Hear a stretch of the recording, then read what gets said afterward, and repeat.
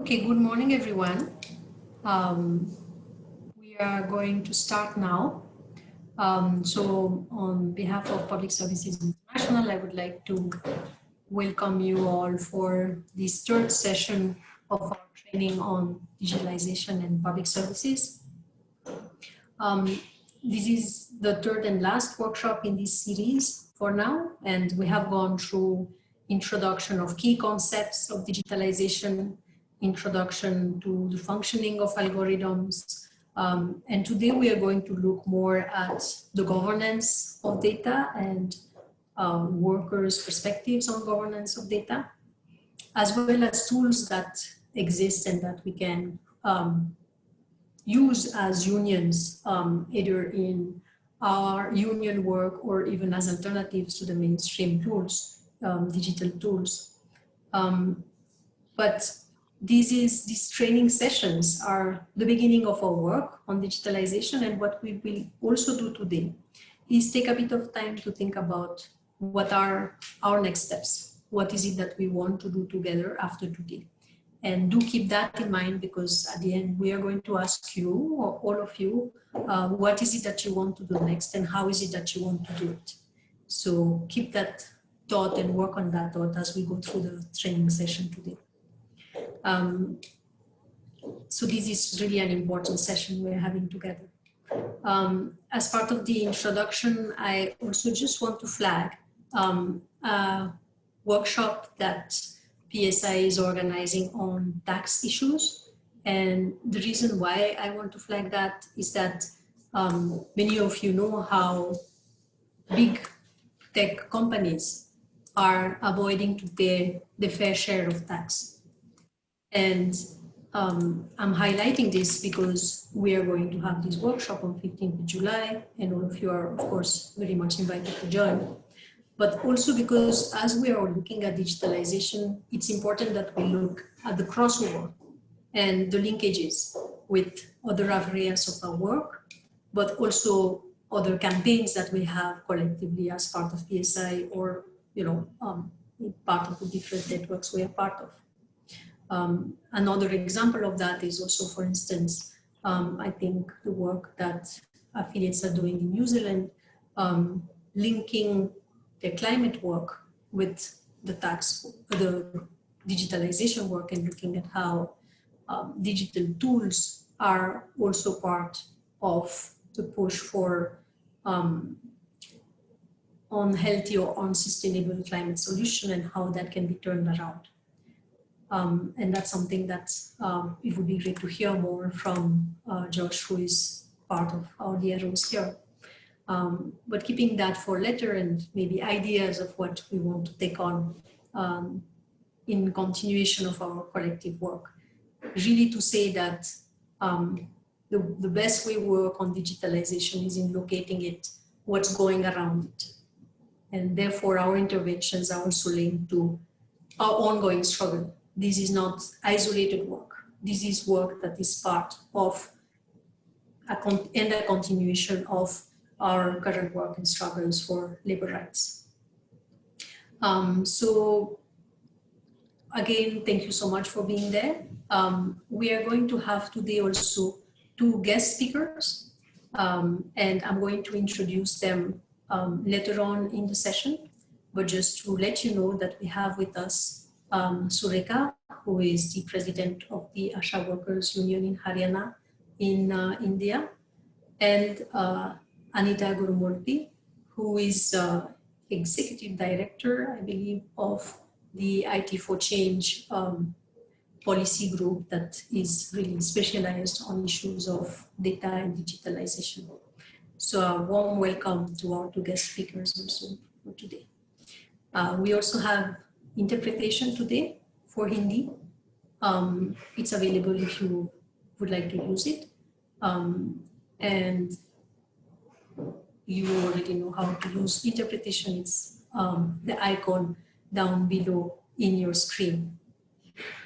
So this is all for the introductions and the welcome. And I would like to pass it on to Christina, whom you already know very well, who is going to take us through the recap and reflections from the last session.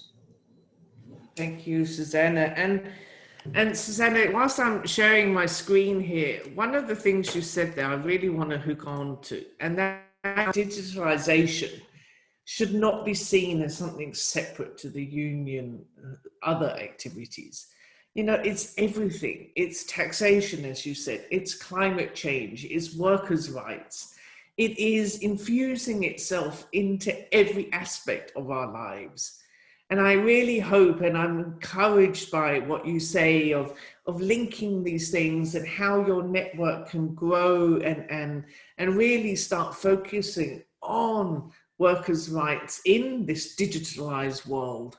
But also really remembering that we can, if you remember from the first session, actually mobilize the social revolution to change the current course we are on. I was reading last night some work by Meredith Whittaker on actually how, if we continue as we are going now with the speed and the computing power, climate change will simply, it will become so hot that all of these computer servers just won't function. You know, there was pictures in some of her work of how power cables were snapping because of the heat around the world. And these are things that we, you know, it links into our just transition claims and demands as unions. And it, of course, we cannot see digitalization as a separate, isolated topic that doesn't link into everything else. So I think that was a spot on comment. Anyway, today we're going to really be focusing on what could some of those union demands be? How can we start being aware of where we can set in as unions, but also on sort of how, you know, what are the questions, what are the topics that we should be focusing on. So this is sort of the taking everything that you learned the last two sessions and putting that more into sort of an activist mode. We're going to start as usual with a little bit of a recap and some reflections, any questions from you. Then we're going to look at this whole topic around the data. So the workers' collective data rights. How can we mend some of the gaps, some of the holes in the regulation? And really, as a combined union movement, don't forget your brothers and sisters from all regions of the world are being taught the same things here. And how can we create this unified voice and set of demands? Then, after our wonderful guest speakers have inspired us through their actions, we'll be looking at this whole algorithmic systems talk, a little bit about tech for good before we wrap up. And as Susanna said, that you can discuss as a group, where can you go from here? So lots on today, so strap in, seatbelts on, as usual, so we can really go to it. Now, on the data things that we discussed last time, don't forget it's in everything you do. The moment you use anything digital, you are being sort of a data generator. Data is being extracted from you. And the key word to remember here is the inferences. So how is this data then used to profile you? And it is that profiling in various ways. You might remember we had sort of like 4 types of algorithms, if you saw that in the training material as well. But how that is then used to continuously feed you with certain advertisements, but also, you know, certain life opportunities. Can you get a bank loan, a credit card? Do you get offered a job, and so on? So there's real life impacts of all of this data generation, which in sort of the tech language is data points, which are being extracted on you and profiled. So that word inference is a very key word to have in the back of your minds, and imagine that as you and everything they think you are being put into these little boxes, right? So, and also when you come across colleagues, and many do, who say, oh, I've done nothing wrong, you know, they can take my data. Really remember, actually, this is where we go to the core of what is the union movement, how interconnected we are. This is not just about the individual. what the individual does and doesn't do can influence people in other parts of the world, in other towns, in other regions. So this is where we have to start thinking collectively again. After decades of where we're being fragmented and neoliberalized, so to speak, this is where we really have to realize everything I do and don't do potentially has an impact on other people. And really put data into this power perspective. You know, the data is not the new oil. You know, they would like us to want to buy into that narrative, because then, you know, data has become a commodity that it's okay to buy and sell.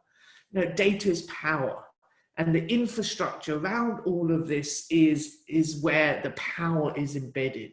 Those who hold the data, who can analyze it, who can tell their story. You might remember I used the concept of monopolization of truth, is those who then are really affecting our world. So the algorithms, you know, they get fed the data, they were the ingredients in our recipe. And if this data, if it is biased, if it is not representative, if it is void of your country's traditions, history, values, then, you know, the outcome, whatever is born out of this data, the algorithm, will also be reflected in these biases. So garbage in, garbage out. This is one of the reasons why we really have to be critical towards management. What data are they using? What data has this algorithm been trained on? So that we can really get an idea of what potential harms will there be for our members and co-workers. Remember this whole idea of the recipe that, you know, an algorithm or an algorithmic set, seldom just one algorithm, have particular goals, they have instructions, and the order of those instructions are really important. And really this concept of digital colonialism, which is about how algorithms designed in other parts of the world are unsensitively deployed in your countries. This is where we can really sort of understand this sort of transfer of norms. If we don't question in an automated hiring system, in a scheduling tool, you know, what is the basis for this algorithm deciding that these people should have the late night shift, these people should have the morning shift? Then if we don't understand the basis, how this algorithm has been trained, then also we don't understand, is it appropriate, is it sensitive to our culture and norms, history, institutions, and so forth. And then the AI and machine learning. Now, another big mistake, there's sort of a common that everybody speaks of everything digital as if it's artificial intelligence. Now, this is really a simplification, which is quite wrong. I would urge you all to talk about algorithmic systems. But AI and machine learning, we have to really see them as infrastructures, as ecosystems. And some people call this an intellectual ecosystem. Again, this monopolization of truth. And if you pollute the infrastructure, the outcome will be polluted. And polluted here could mean as well, polluted in the sense of particular worldviews, particular norms being spread at the expense of others. So this was very much what we went through last time. I think you were brilliant in your exercises around designing an algorithm. And you can really use that when you see a job advertisement, or if an employer in your sectors starts, you know, looking for particular jobs, you can start unpacking those job advertisements. What is it really they are looking for? If they're asking for a dedicated person, does this mean that they want somebody who's available to work long hours? What impact would that have on people with care responsibilities, etc., etc.? So this is where we really can start unpacking this to try and find out what is this algorithm really trained to look for and exclude. So I think what we have to get under our skin is that there are, and I will use a harsh word here, harms. these algorithmic systems, AI systems, can really create harms on workers. Now, discrimination and bias, we have understood that that is one of the most severe ones, but so can everything to do with traditional union work. So the work intensification. If you continuously have an algorithm that we have heard of in the Amazon case, for example, that just ups the workers' speed of work, that corrects them to the millimeter, that directs their hands, what goods should they pack in what order. This work intensification, the speed of work, of course, you know, Amazon is ruthless, and I'm sure we will hear as well more later today around this continuous optimization, but not optimization in relation to the well-being of workers. So the mental health, the physical health of workers is under great pressure here, but so as well is the potential de-skilling and the loss of jobs, automation. You know, when you have people who can think, feel, do, but they're being controlled by an algorithm, this is so dehumanizing that this is, of course, should be one of our greatest fears. This loss of autonomy, this loss of dignity, where does this leave the mental health, the appreciation, the social cohesion amongst us when we're just treated as objects, this objectification, quantification of workers? And then, of course, the loss of privacy. When every step you take, every location you're in is monitored and surveyed, every action you do is recorded, where does this leave us again and our dignity? So those were the sort of a summing up of what we've been through. Don't forget those narratives from workshop 1, be very critical to how they are reinforced in the media by employers to sort of spread this worldview that they have. So I'm going to stop talking here and just stop sharing as well, so I better can see you, and just see, does anybody have any reflections or thoughts or something that's been growing inside you since the last workshop? Now, I'd love to hear you share.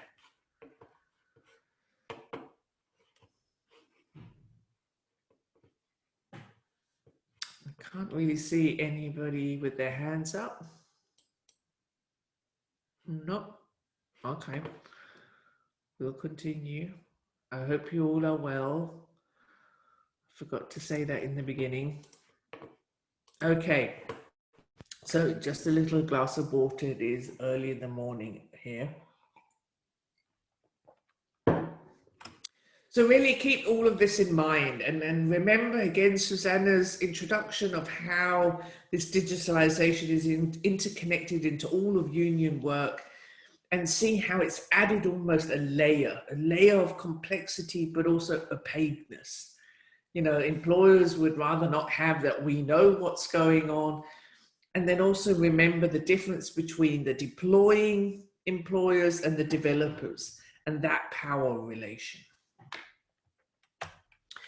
Okay, so now let's start looking at some of our strategies for how do we actually turn the tides on this, and how do we start with some of the most essential, I would say, union strategies here to stop this quantification, this commodification of work and workers, which is currently taking place. Now, one of the most interesting aspects here is, and it's not a big surprise for any lawyer in the room, but most data protection regulations give the individual certain rights, never the collective. And this, you know, a lot of indigenous populations have sort of pushed back on this, saying that we don't have the concept of the I, me, in our communities. We always have the we. Yet here we are in a world which is affording rights to the I, to the individual. Now, in the GDPR in Europe, the individual has the right of representation. So a worker can say, I would like my union to represent me in data rights issues. But this is not the case in many of the other data protection regulations across the world, including the majority of those in your massive region here. Another commonality in your region, which is problematic for the workers, is it relies the legal basis for employers in this case to process workers' data is informed consent, or they call it other types of consent, but it is consent.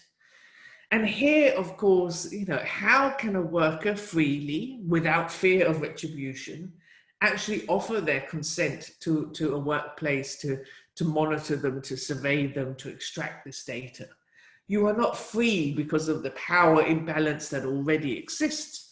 And this is something that, again, we can't necessarily immediately change the laws, but we should start as the union movement to really sort of say, well, actually we're trapped here, we're almost forced to give this consent or you lose your job.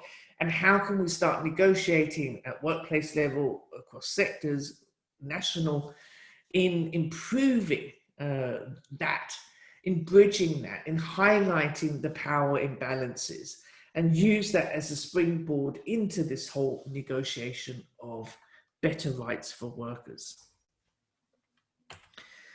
So one way we could do this is breaking down sort of this whole sort of data ecosystem in workplaces into what I call the data life cycle at work. Now, this is a line, but you can imagine it as a circle. And just briefly speaking here, data is generated, it's collected. This can be data from internal in the company, in the workplace, location data, work productivity, when you log in, when you log off, when you come to work, when you leave work, where you are at work at any given time. But it can also come from external sources. And here in your algorithmic exercise, you were mentioning social media, public data, and so on. Data sets can be brought, and any action that you do can be compared to these data sets. So the internal and external sources of the data that then is analyzed, inferred, profiled, used to judge how you as an individual worker or the workers as a whole are performing according to an algorithmic norm and so on. Then this data is stored and then offboarded, which could be sold, moved, or deleted. Now, if we go into detail here, the idea behind the data lifecycle is that unions could beneficially negotiate in each of these phases. So if we take the data collection phase, for example, and let's say we take a tool which is designed to optimize workflows in the workplace, then of course, we should know, well, optimize according to what?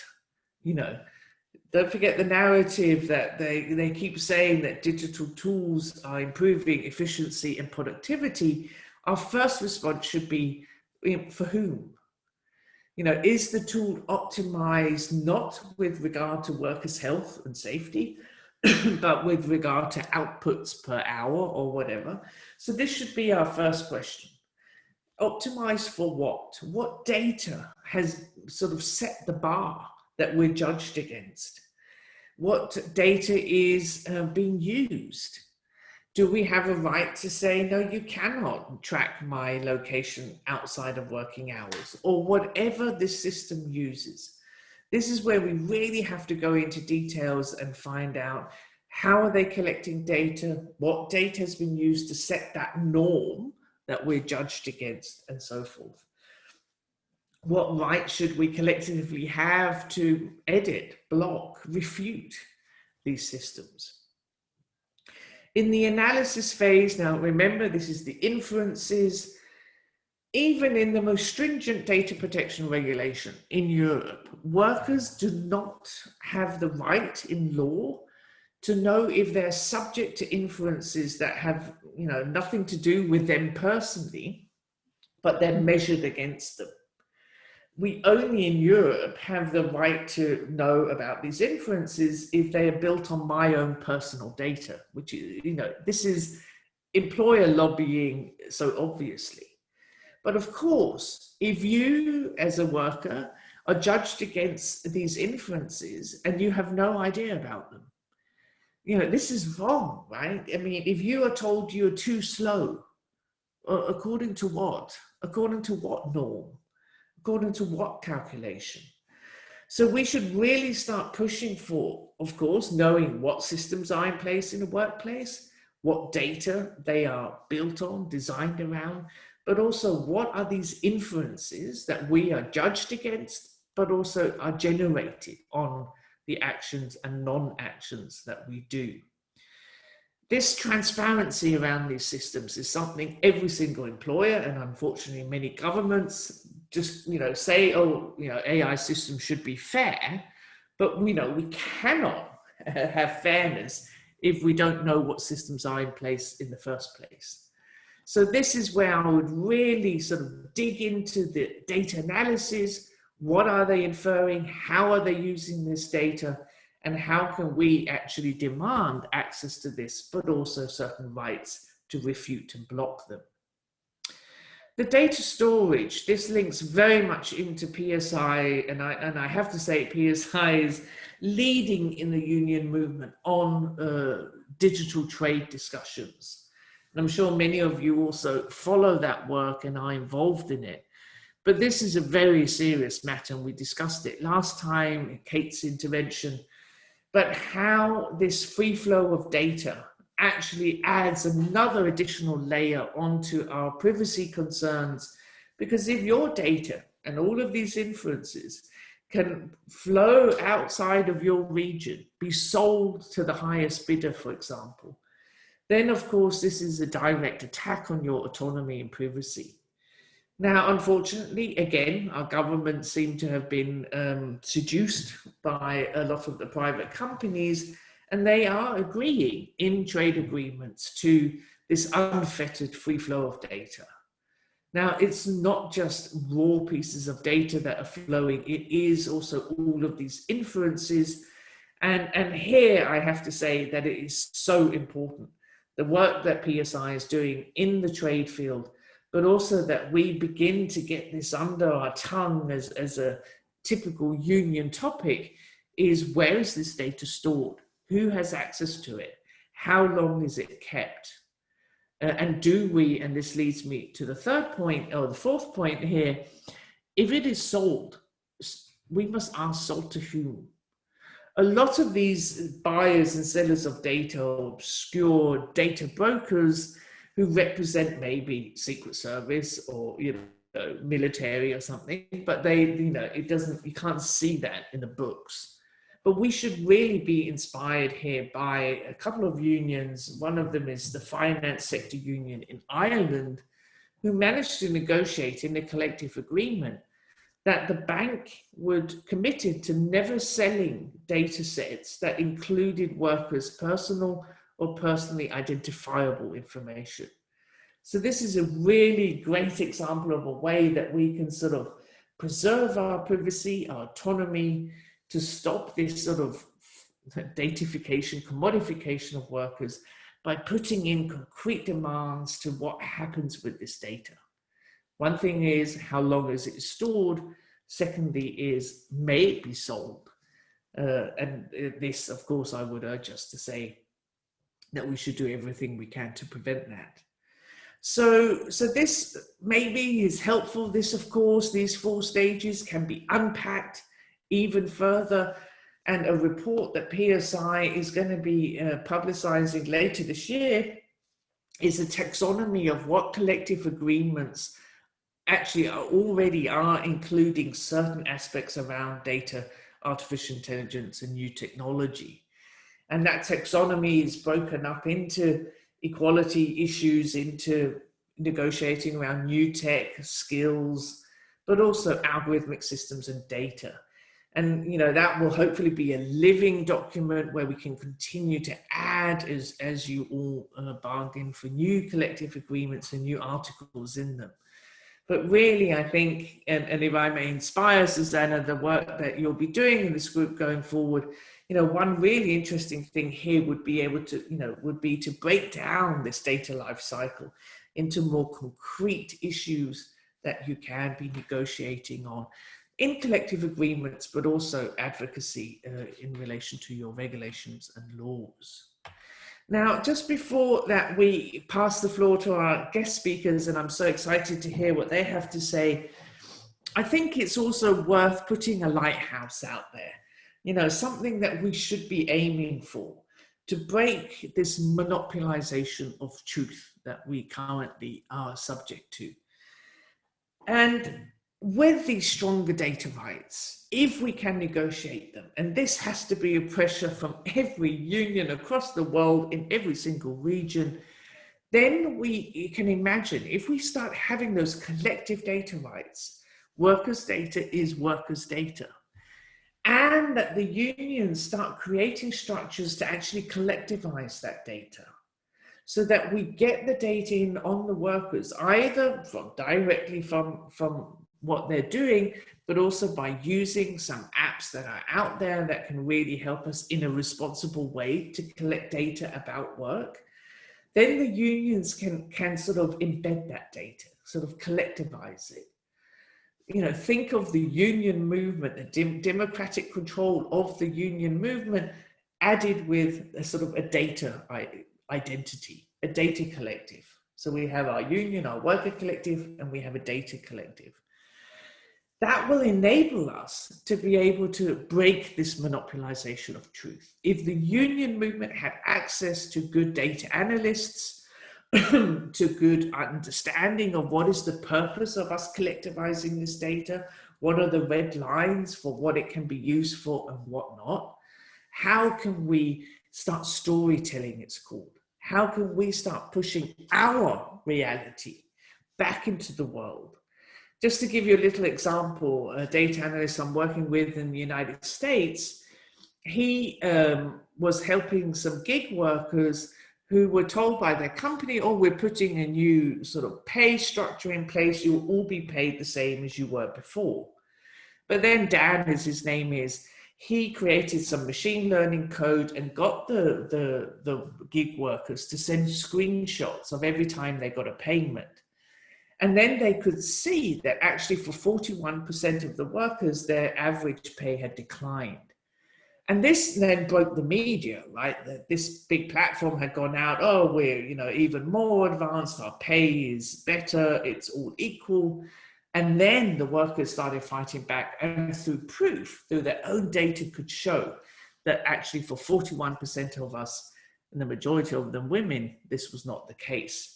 So this data storytelling, this ability for us to break this monopolization is going to be a very strong union potential, and something I really think, and it links very well into what Anita will be telling us about, into how we, through the collectivization of data, can get to a situation where we are not drowned out by the employer's version or interpretation of reality because they hold the data, but that we can come with our own.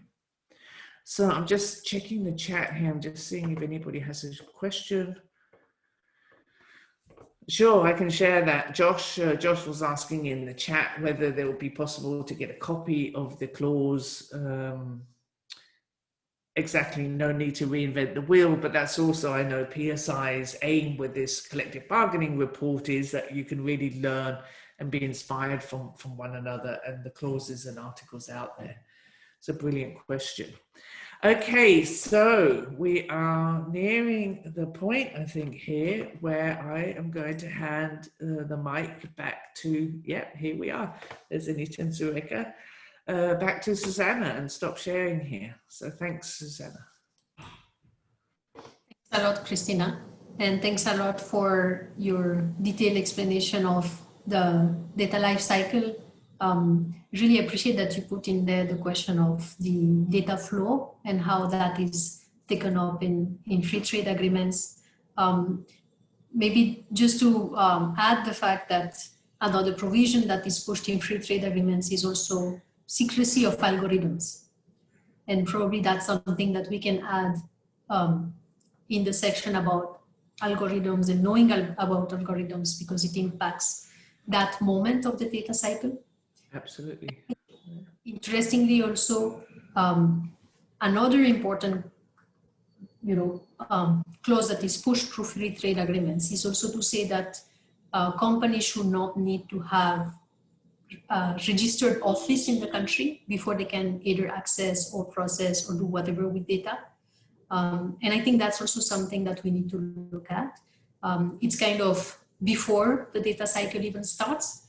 And it's also interesting because it plays also that role of being a crossing point between the question of course, what is done with data, but also, for instance, if a company is going to pay tax. If they don't have a registration, they are not going to be taxed. And even if a company is going to be liable for labor rights violations. Because again, if a company is not registered, where are we going to raise those claims? Yeah. So again, showing how there are intersections between the work we're trying to do on digitalization and other ongoing campaigns. It's really very interesting and inspiring. So now I would like to again welcome our two guest speakers. As I mentioned before, and Anita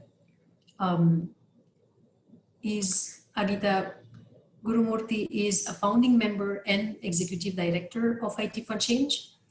And she works on research that has a lot of focus on the political economy of internet governance, looking at data and also at surveillance. So a lot of issues that interest us closely.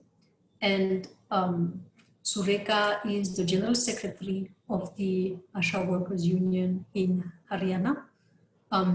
Today we are going to have a slightly short intervention, and maybe we want to discuss some of these issues in more depth in the next work that we do together. But let's start directly with Anita. And I think, when Christina was talking before, she mentioned the collective rights of workers. But very often, even when we look at collective rights, we tend to look at collective privacy rights. And I think some of the path-breaking work that IT for Change has done is to bring the perspective of economic rights, which are by definition much more well understood as collective economic rights. And for workers, I think especially in public services, this becomes very important because it is an entry point for us to look at what shapes our systems and our societies too. So can you speak a bit more of the work that IT for Change has been developing on this and give us an idea of what is this idea of economic rights over data? Thank you so much. It's an honor to share this platform with Sureka, yourself, and Christina, and all the representatives of the different unions in a region as diverse and vast as the Asia Pacific. And I look forward to learning a lot from the work of PSI in the coming years so that we can forge alliances in order to really push back at the dominant discourses that we are told, are completely infallible and intractable, as if take it or leave it. That's the story of the data paradigm. What I'd like to do is start off by saying that the data paradigm today is different from its previous avatar when statistical methods were used for analysis. I do think that this group must obviously be very tuned in. And of course, you've been having these sessions for the past few days. So forgive me if I'm saying something that's too elementary. I'm not really sure where I should come in, but I'll do my best. So today, I think we need to understand that compared to the statistical paradigm, when data was used to generate forms of insights based on hypothesis, on some form of theoretical foundation, when we talk about big data and AI, it assumes the role of a master narrative. It's like the epics that we have in all our cultures, where there are many, many small stories in the epics, but the narrative that keeps it all together is a single piece, right? So there will actually be a message or a particular heroic person, and therefore the master narrative is very, very important. In technical jargon, this is called the essential infrastructure. So this is the idea that has, of course, inspired many movies, in all our cultures, not just Hollywood, but I can be sure, in Korea or in Japan, for instance, where technologically a lot of artists have been engaging with these things of cities falling apart, things, dystopia descending on us, things really completely being destroyed because a killer switch, look at the way in which the master narrative, refers to the technology. It's the killer switch, which just brings everything down. So data as infrastructure not only shapes the system, it's not only an influencer of the system, its functions, its functionaries, and its methods, but it also influences and shapes the very ethos, spirit, essence, and constitutional philosophy of what is the system. So in the case of public services, I think this is very vital because governance and citizenship as cornerstone institutions of democracy, when they get entangled in the data paradigm, they become completely transformed. And there are two scenarios. Of course, the truth always lies in the middle, but to just posit that there may be a good scenario when radical forms of participatory democracy arise because you use data and AI for sharing more information, improving services, engaging citizens in implementing services, creating new innovations with citizen participation, having accountable systems. Or on the other hand, in a worst case scenario, you actually see data systems eat into the core publicness of public services, what constitutes that public ethos. Now, what it can actually become is dependent mostly on the technical building blocks, but technical choices, we need to remember, are also political choices. They're very much political choices. Now, to illustrate what I'm saying in the form of how our economies and societies are transformed by data, I want to take the instance of e-commerce and Amazon. When we talk about Amazon, we are referring to a certain efficiency in the logistics systems of new retail, which are not to be confused with some kind of incremental modification that exists alongside traditional retail. New logistics or new retail takes over the way production and consumption in the economy are linked. So it's actually a change in the way systems produce value, systems produce and consume value, the way in which marketplaces operate. And this displaces the older idea of the marketplace, which is why we find that pushcart vendors or small retail stores or mom and pop stores in our neighborhoods are completely threatened by Amazon as a platform, which works on network infrastructures and data technologies. And this renders the business of traditional retail less and less relevant, and workers in traditional retail more and more redundant. So the data infrastructure is the very system that informs the architectures of relationships in the economy and power in the economy. So it creates a new elite in some sense who have all the power, and it therefore what is the abstract economy, for instance, is actually in these relationships that are getting modified thanks to the way value in production and consumption and distribution get organized. In the case of public sector agencies, I think the mandate of public services is to create value for both citizens and the community as a whole, and therefore we need to pay attention to the systemic aspect of data. Data, of course, is created in multiple ways, not only through interactions, of course, in social media. That aside, there are also interactions on e-government platforms, but alongside are a whole host of data that get generated, let's say, in smart meters, right? Anybody sitting in the public electricity office, if they wanted to, could actually have a bird's eye view of exactly which condominium is consuming a lot of power, which area in which the low-income neighborhoods, are situated, what is their electricity consumption. All of this is completely visible on a dashboard, right? So that data, citizen data of transactions, microchips on vehicles, for instance, in different countries, different cities, you have, for instance, garbage trucks carry microchips just so that, somebody can monitor the geographies or the neighborhoods they are going into. There are tracking devices on human beings, I think that Surekha will speak about. There are cameras, there are satellites, and all of this data, personal and non-personal, become integrated into data pools that get aggregated.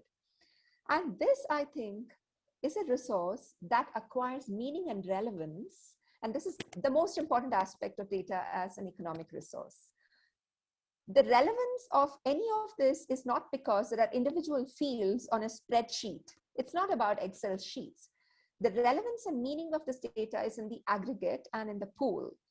And the relational quality of this data, or for those of us who have dabbled in some philosophy, the whole ontology of this data derives from the relational nature of human institutions and systems.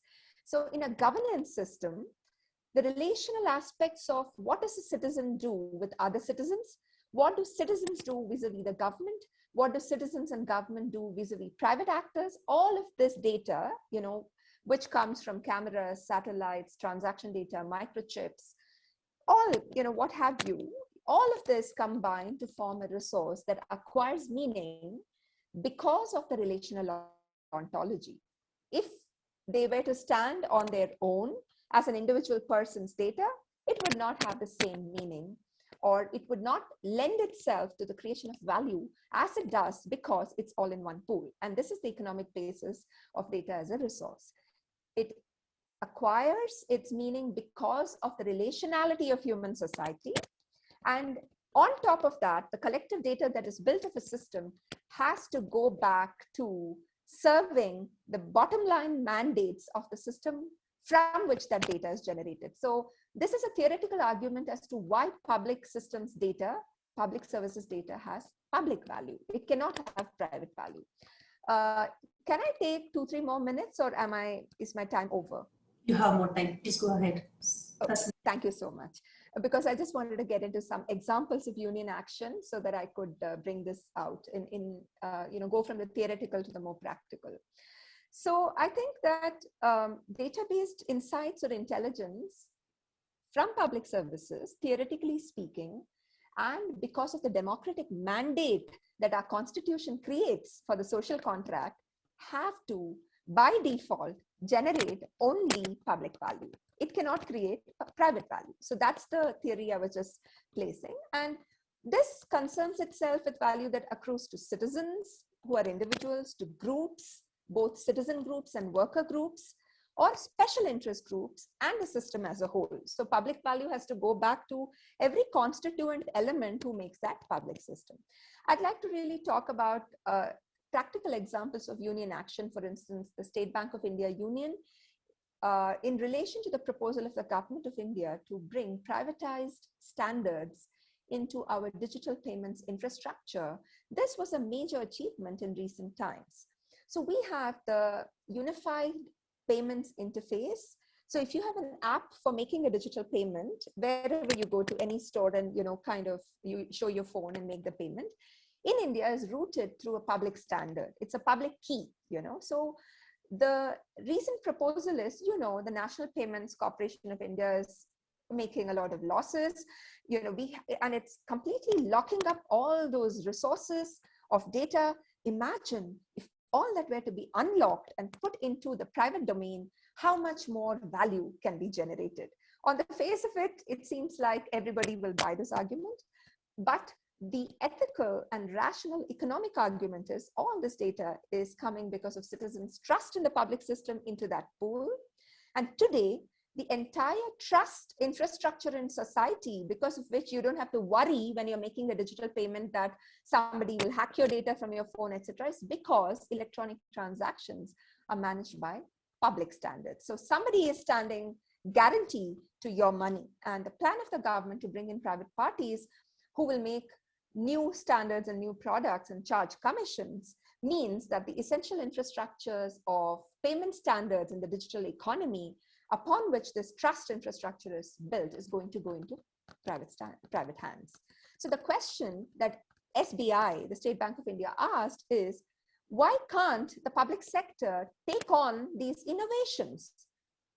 Because, this seems like a logical omission in the thinking of the government, but this is just the beginning of the fight. We have to remember that the fight will be on extension workers in education systems, where every child's future will be predicted because you have big data about why that child is not good enough to go into humanities, or why that girl is not good enough to go into sciences. So we have prediction models being advertised in public schools, and this is going to be the AI system which will take over human futures. And I think unions need to take this up in right earnest. Recently, Open Democracy sued the NHS for the Palantir deal, and the court actually ruled in favor, and the government retracted because they said, okay, we will have patient juries, we will have various ways by which this kind of private transaction of data will actually be scrutinized. And in many of our developing countries, this reality is a long road. We have to fight to ask for transparency, because in the recent example of the government of India, the agricultural data, which is 70% of our economy is informal, and 60% of our economy depends on agricultural livelihoods. All this data in the public sector, we already had private contracts issued, after which a consultation paper on how to deal with the agri-stack data set is being called, and we are in the process of submitting to the government our organization's position on this today.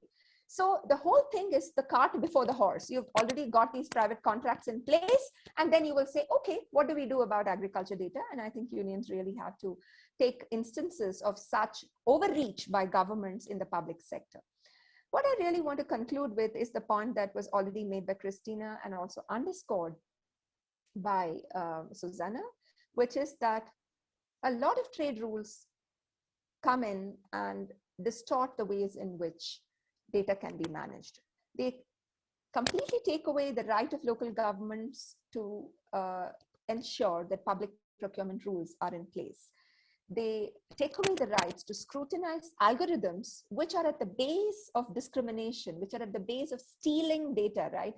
What matters is the algorithm you build from the data. You can later on say, okay, take this data, which is why Google says, I believe in open data access, because it knows that it has the algorithm, which is the intellectual property.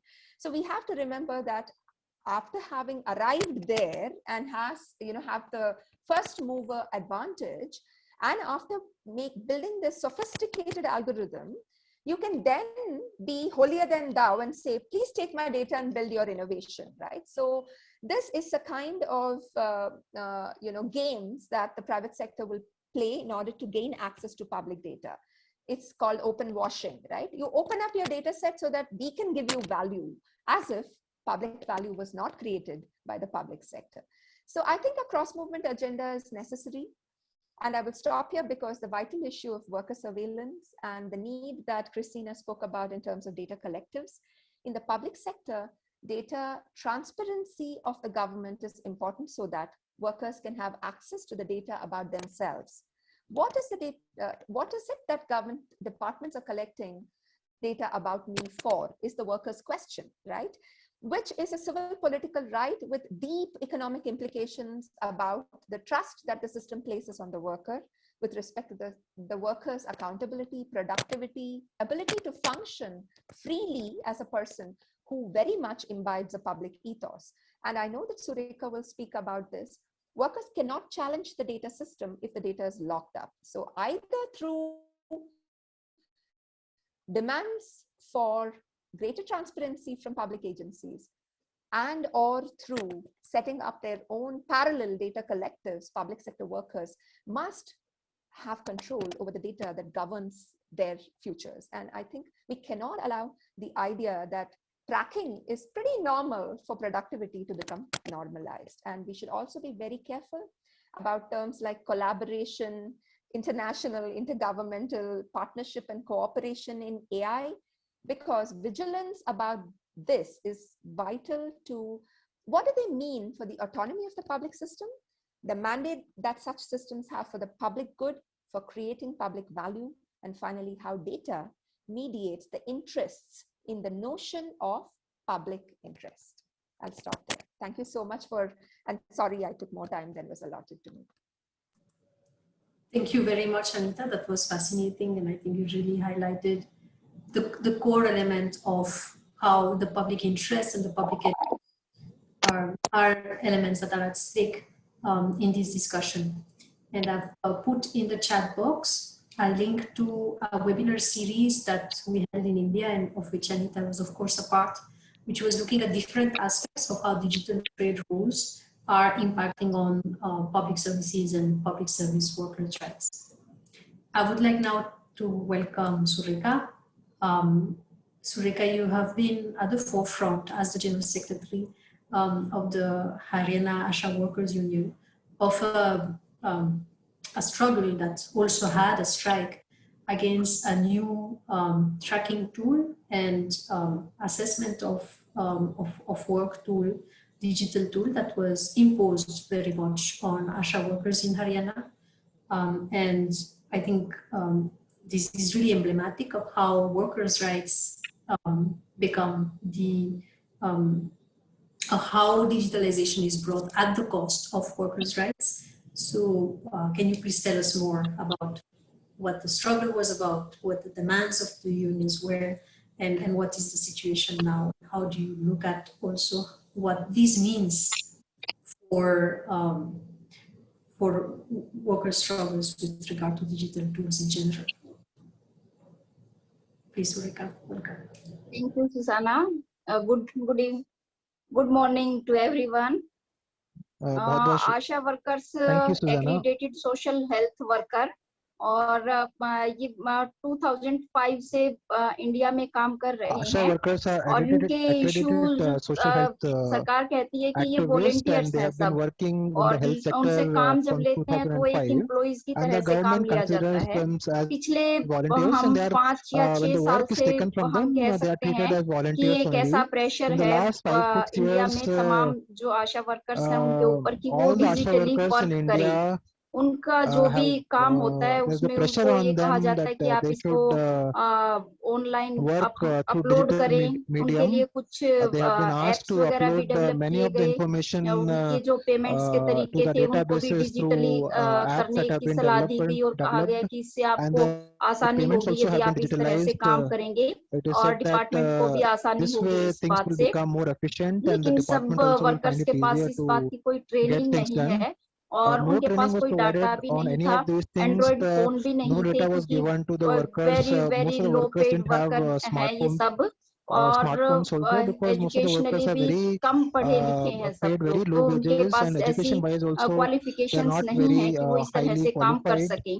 Covid शुरू हुआ तो Covid के दौरान ये काफी ज्यादा pressure हुआ हम सब के ऊपर इस तरह से कि हम डिजिटली काम करें। हमारे लिए कुछ ऐप बनाए गए जैसे कि आशा सर्वेक्षण ऐप जिसमें हमें कोविड के तमाम लोगों की स्क्रीनिंग उनकी सर्वे वगैरह करके और सबको अपलोड करना था ऑनलाइन। तो हमने अपोज किया इसको कि हमारे पास डाटा नहीं है, ट्रेनिंग नहीं है, फोन नहीं है, हम ये काम नहीं करेंगे। अभी आफ्टर 1 ईयर सरकार ने हमें डाटा उपलब्ध करवाया और एक फोन दिया, लेकिन अभी इशू ये हो गया कि हमने वो तब आशा सर्वेक्षण ऐप, आशा पे ऐप, वो तमाम चीजें हम कर रहे थे पिछले कई महीनों से।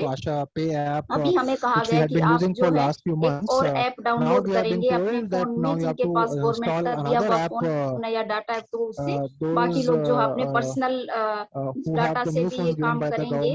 तो कहा गया कि MDM mobile device management shield 360 app को डाउनलोड करने के लिए कहा गया।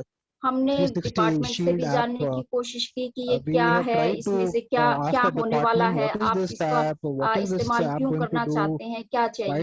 तो ये तर्क दिया गया डिपार्टमेंट की तरफ से कि आशा क्योंकि ज्यादा पढ़ी लिखी नहीं है तो जितने ऐप हम उनसे जिन ऐप्स में उनसे काम करवा रहे हैं उन तमाम ऐप को आशा अपने आप से अपडेट नहीं कर पाएंगे, तो हम उनको जो है सेंट्रली उनको अपडेट कर देंगे। बहुत सारी फालतू की चीजें भी फोन में हो सकती हैं, अतिरिक्त ऐप जिनसे फोन हैंग हो सकते हैं या कोई, तो उनको समय समय पे डिपार्टमेंट चेक करके उन सब ऐप्स को वहां से डिलीट कर सकते हैं या कोई ऐसी जरूरी ऐप है जो वहां पे नहीं है तो उसको इंस्टॉल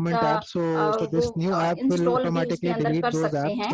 तो हमने इसको अपोज किया कि यदि एक डिवाइस जिसको हम 24 घंटे अपने साथ रखते हैं और जिसपे काम भी करते हैं उसको हम अपने साथ रखे हुए हैं और यदि उसके अंदर से डिपार्टमेंट सेंट्रली उसको चेक करके उसमें से कुछ डिलीट कर सकता है, उसमें कुछ इंस्टॉल कर सकता है। तो जो हम डाटा अपलोड कर रहे हैं उस डाटा भी वो भी सिक्योर नहीं है, फिर उस डाटा को भी कहीं ना कहीं अपने पर्सनल जिसको हम कहें कि मिसयूज के लिए या किसी भी जो भी अधिकारी है उसकी बैड इंटेंशन की वजह से उसको मिटाया जा सकता है। यहाँ से उसमें कुछ अतिरिक्त अपलोड किया जा सकता है।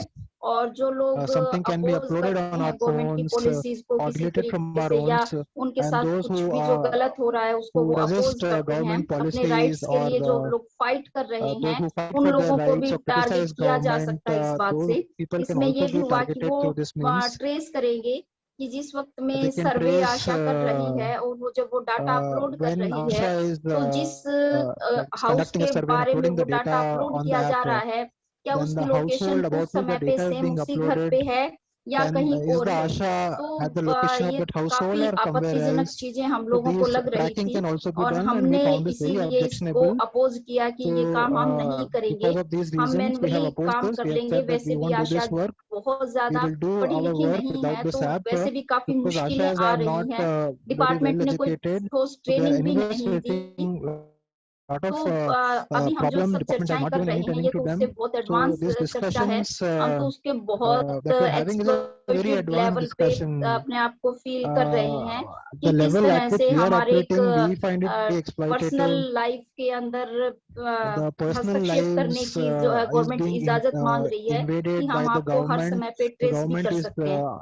ये भी हमें तर्क दिया जा रहा है कि जो अदर वर्कर हैं उनके पास भी हमने ऐसे डिवाइस दिए हैं जिनके अंदर ये MDM ऐप डाउनलोडेड था, लेकिन जो अदर वर्कर्स की जिनकी बात कर रहे हैं वो तो गवर्नमेंट एम्प्लॉइज हैं और उनकी सैलरीज भी अच्छी हैं, उनकी वो एजुकेटेड भी ज्यादा है, उनकी कैपेसिटी हो सकती है इस तरह से कि वो उस डिवाइस में केवल गवर्नमेंट का ही काम करें और उनके पर्सनल डिवाइस अलग हों। लेकिन आशा के पास ये कैपेसिटी नहीं है, उनकी बहुत कम इनकम है और वो जो एक नंबर गवर्नमेंट ने दिया है अपने लाभार्थियों से तमाम लोगों से बात करने के लिए, उनकी लाइफ में वही एक नंबर ज्यादातर के पास है, उससे वो बाकी अदर काम भी करते हैं। उनकी ड्यूटी कभी ऑफ नहीं होती है, रात को 2 बजे भी यदि किसी लाभार्थी का फोन आता है तो आशाएं जाती हैं इंस्टीट्यूशनल डिलीवरी के लिए जाती हैं रात में, तो उनकी रात में भी मूविंग है। उस तरह से आप उसको ट्रेस कर रहे हैं, उसकी लोकेशन ट्रेस हो रही है, तो ये कोई अच्छी बात नहीं है, ऐसा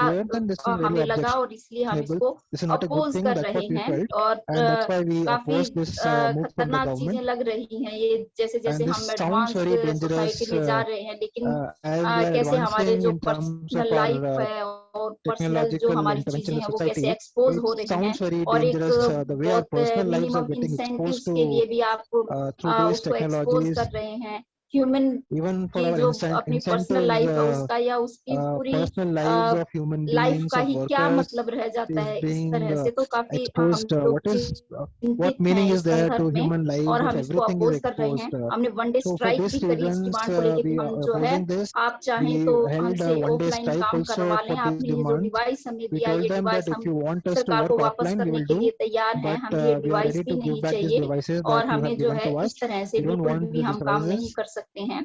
We don't want to work in this way. हमारा चल रहा है इस वक्त में। That is this one campaign that is ongoing. Susana? Yes. Thank you so much, Sureka. Do you want to speak more about other issues that you face with digital technologies, or we can have that in the discussion? Sorry, समझ में नहीं आया मुझे। I think you highlighted very well how these digital tools come without regard to the needs of the workers, to even the training needs of the workers, and how they are an intrusion in the personal sphere. And that's, I think, a very important point to make, and it's very inspiring how your union has been pushing back, and it's probably a front runner. We have heard actually from other countries, even in Nepal, that there have been issues with digital tools. but having a collective action and an industrial action, I think the union is really breaking ground in that among the ASHA workers and the community health workers unions. So thank you so much. I would like now to open it for comments and discussion. Is there anyone who would like to intervene? It can be with a comment, it can be with a question, sharing from other countries' experience would also be very welcome. We have established this workshop as an interactive workshop, so please don't be shy. If you're shy for too long, I might ask you to intervene. So who would like to go first and reflect from our DROs?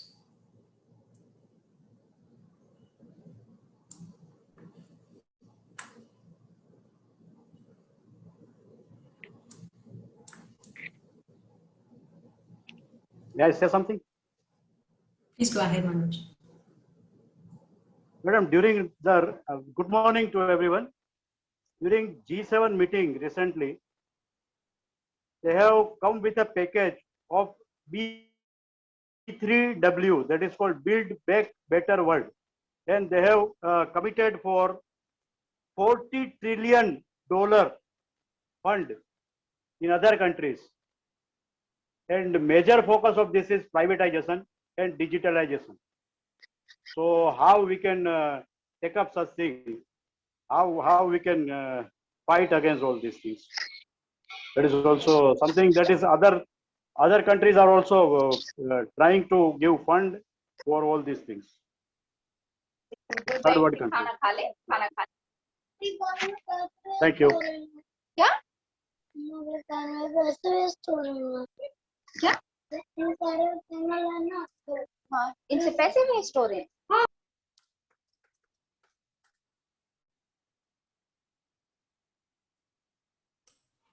Susanna, you're on mute. Sorry. Anita would like to respond to Manoj, but maybe if there are any other comments that would like to be made first. Jenny, would you like to speak about how community health workers in Nepal have been facing also issues with digital tools?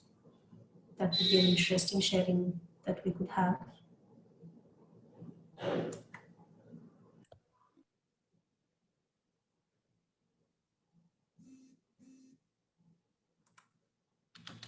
You're on mute, Jenny. In Nepal also, government has launched an app for the maternity care and child care for the, especially designed for the community health workers. But unfortunately, due to the lack of trainings and other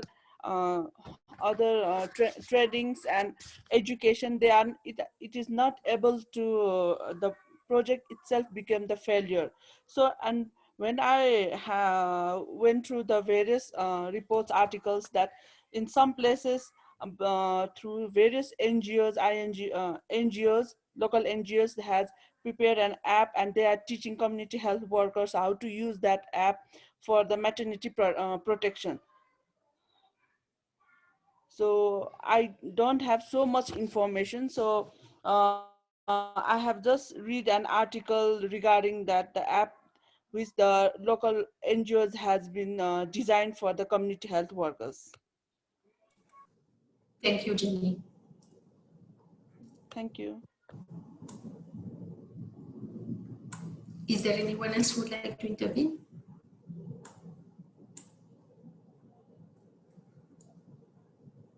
Okay, maybe Anita, if you want to go ahead while others think about then comments for the next round. Yeah, I just wanted to say that the whole idea of international cooperation, humanitarian aid, or especially post the pandemic moment, you know, people coming together as a global community, and particularly either the G7 or any such formation, you know, the OECD countries helping the rest of the world, All of this has acquired, I think, because of the data cloak, it has acquired very, very diabolic proportions.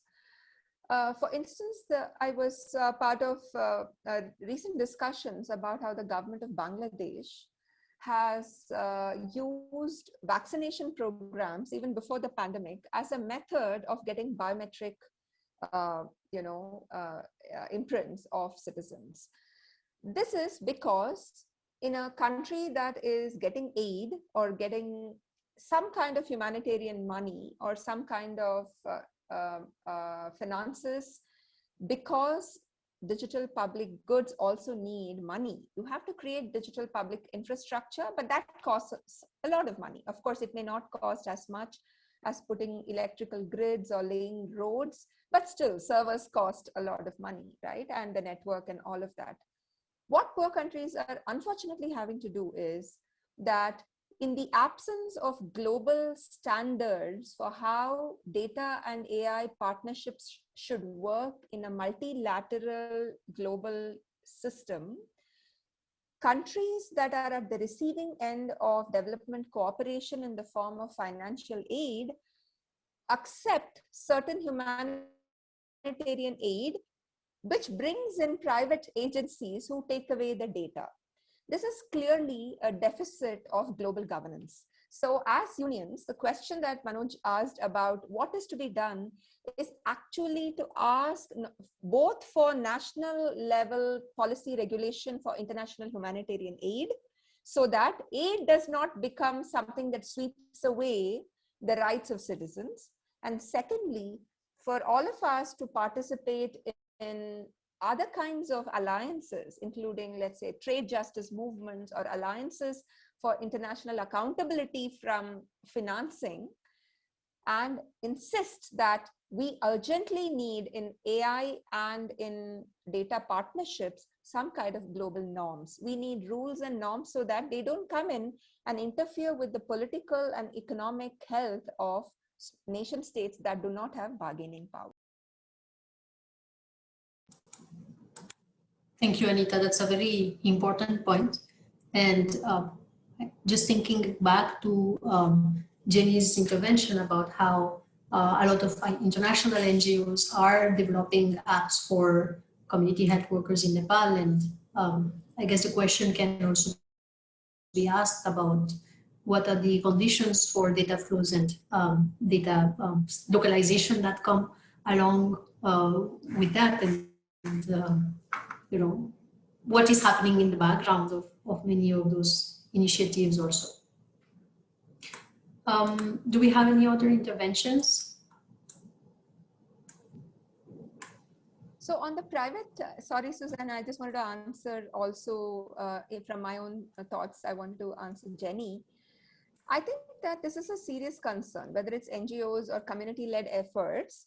But if there is a certain trust, consent, and participatory engagement of the communities who are vesting their data into this particular collective model, just like your training resources kit has identified many such instances, it's possible to create a lot of autonomous control over the data for the use of the communities.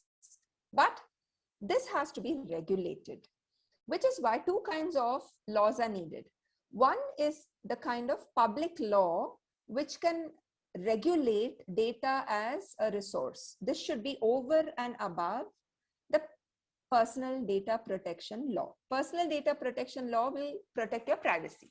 The second public law that is needed is whose resource is data, and in a country like Nepal, who should the data of the public sector belong to or the community belong to, right? That law is needed. The third law that is needed is the law of private contracts in data. Can you set up a cooperative, and if an NGO is setting up an app, should it register its data effort separately under a data trust or a data cooperative? So typically in an economy, we have civil political rights, which should be ensured in data through a personal data protection, a public law on how should data be governed as an economic resource, and private contracts for data, and how data cooperatives, data collaboratives, data trusts, and how NGOs can operate at the private level with the community. In all of this, high degree of vigilance is needed to protect the rights of the collective.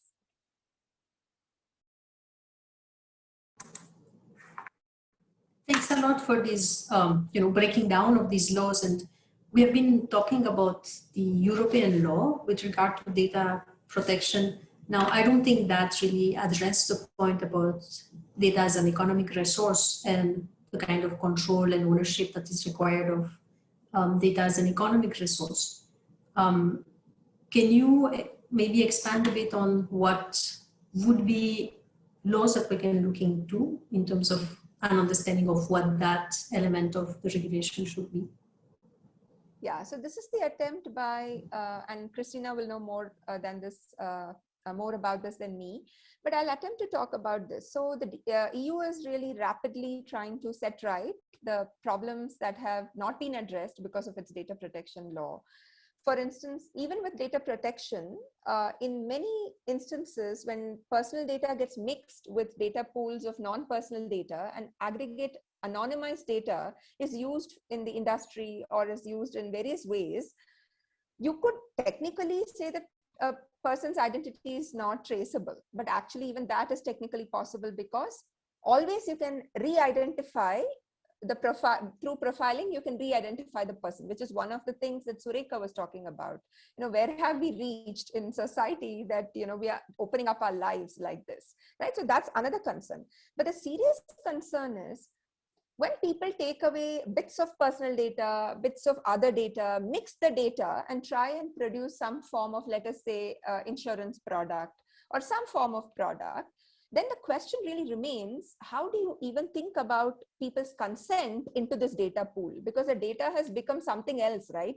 It has traveled and acquired a new form of avatar. And in that, you really need to ask the question, who does this belong to? It's not about the consent, right? Who does it belong to? Because the origins of that data don't belong to you just because you put a camera and collected data from a farm, or put some IoT devices and collected data from some industrial complex. That mixed data set also has traces of society, right? So a little bit of the social is always left in any data set. That is why that resource has to be managed as a common resource. The European personal data protection is completely unable to deal with this problem. It only deals with the problem of privacy and choice, right? Is my choice there in how the data will be used? So therefore, European Union has woken up and is contemplating a couple of legislations. One is the data market law. The other is the Data Act. And all of this, in fact, we recently submitted, we were only the one global South country who submitted a public response to the consultation that the European Union is doing, obviously with European citizens, but we also decided as global citizens to send a submission to say, look, you have to treat this data as the commons. It has to be a collective resource.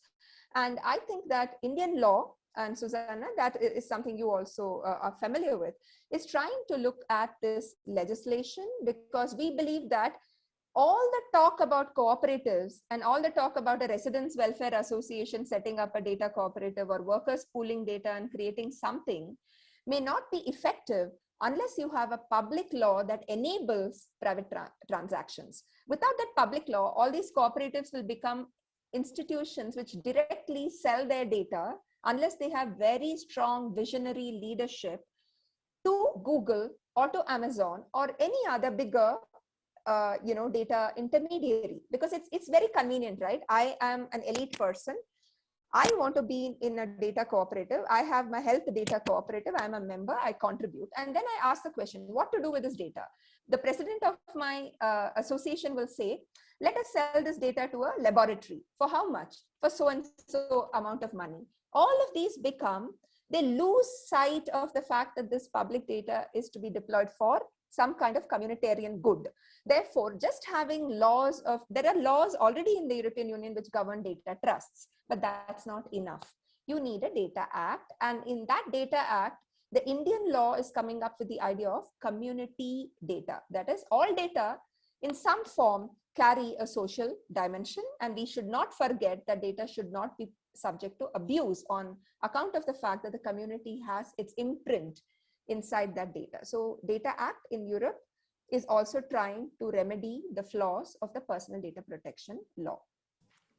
Thank you very much, Anita. I think that's even the concept of having a social dimension inbuilt in data, individual data, aggregated individual data is a very useful understanding. Is there any other comment?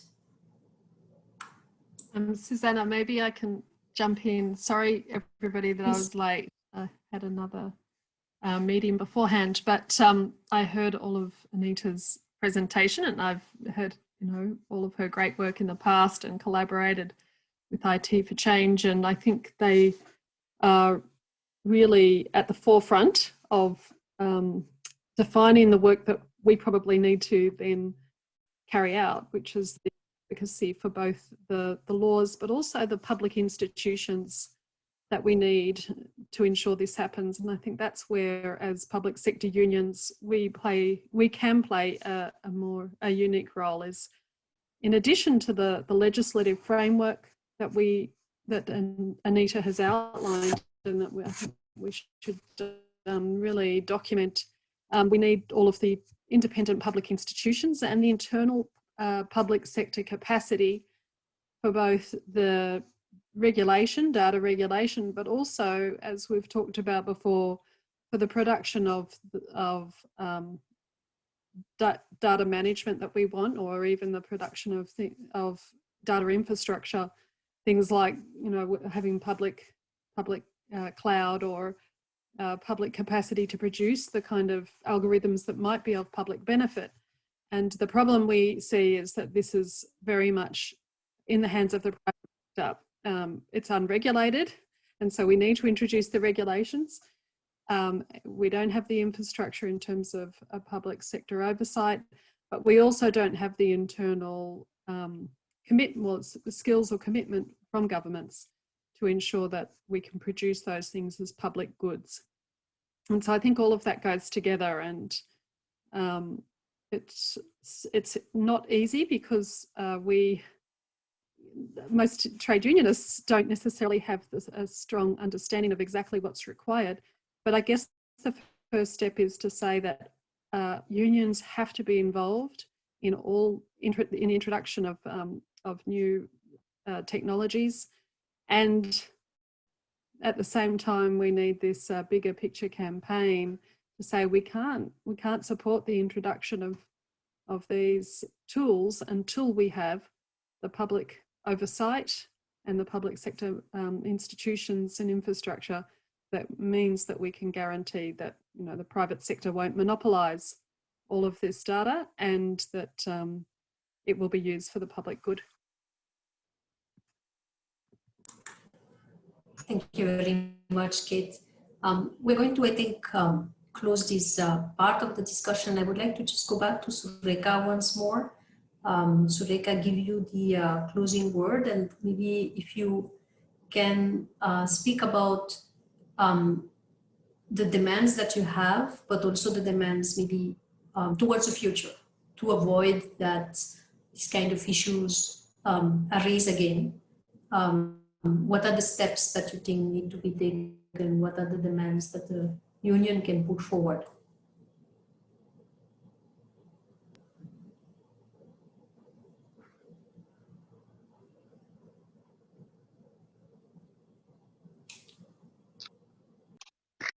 समझने की कोशिश की मैंने, सही से पूरा नहीं समझ पाई, लेकिन हमारी जो डिमांड्स हैं अभी तो डिजिटली वर्क करने के रिगार्डिंग तो हमारी यही डिमांड्स हैं। So we are actually demanding to work digitally, but we need trainings with the proper data, और availability फिर जो of data, ऑनरेरियम है and एटलीस्ट वो also हम लोगों को about the दिया जाए। अभी तो honorarium कोई and ऑनरेरियम भी नहीं दिया जा रहा है इस तरह से, of it, केवल and इंसेंटिव्स हैं कुछ people are काम के, not और getting honorarium. उसके You बदले are में जितना just काम is आशाज for कर your रही है work, वो but the बहुत kind ज्यादा of है, work और एक एम्प्लॉइज की तरह से काम हम लोगों से लिया जा रहा है। तो जो इंडिया की कम्युनिटी हेल्थ वर्कर्स हैं आशाज, वो ये चाहते हैं कि उनको वर्कर की तरह से रिकॉग्नाइज भी किया जाए और उनको जो है एक मिनिमम वेजेस भी दिए जाएं और एक एम्प्लॉइज के जितने भी राइट्स होते हैं वो सब राइट्स भी उनको दिए जाएं।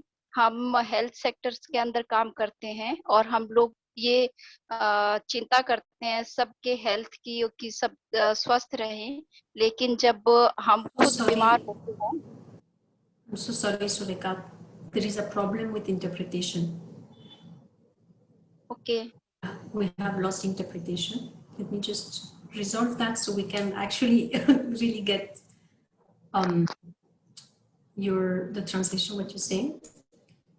I can see we have Siddharth, can you try to speak in the English channel? Yes, yes, yes. So I think the interpretation is bad. Sureka, I'm sorry, can you tell us again for the demands? Okay, no problem. Please go ahead. Okay, continue. Yes. Continue. Repeat a bit what you said before. We couldn't hear the last 3 minutes. Some understanding problems, some language problems, I feel, but I try to understand what you want to say. I think regarding data or digitally work regarding we want our safety और हम यही चाहते हैं कि okay, हम यही चाहते हैं कि जो हमारा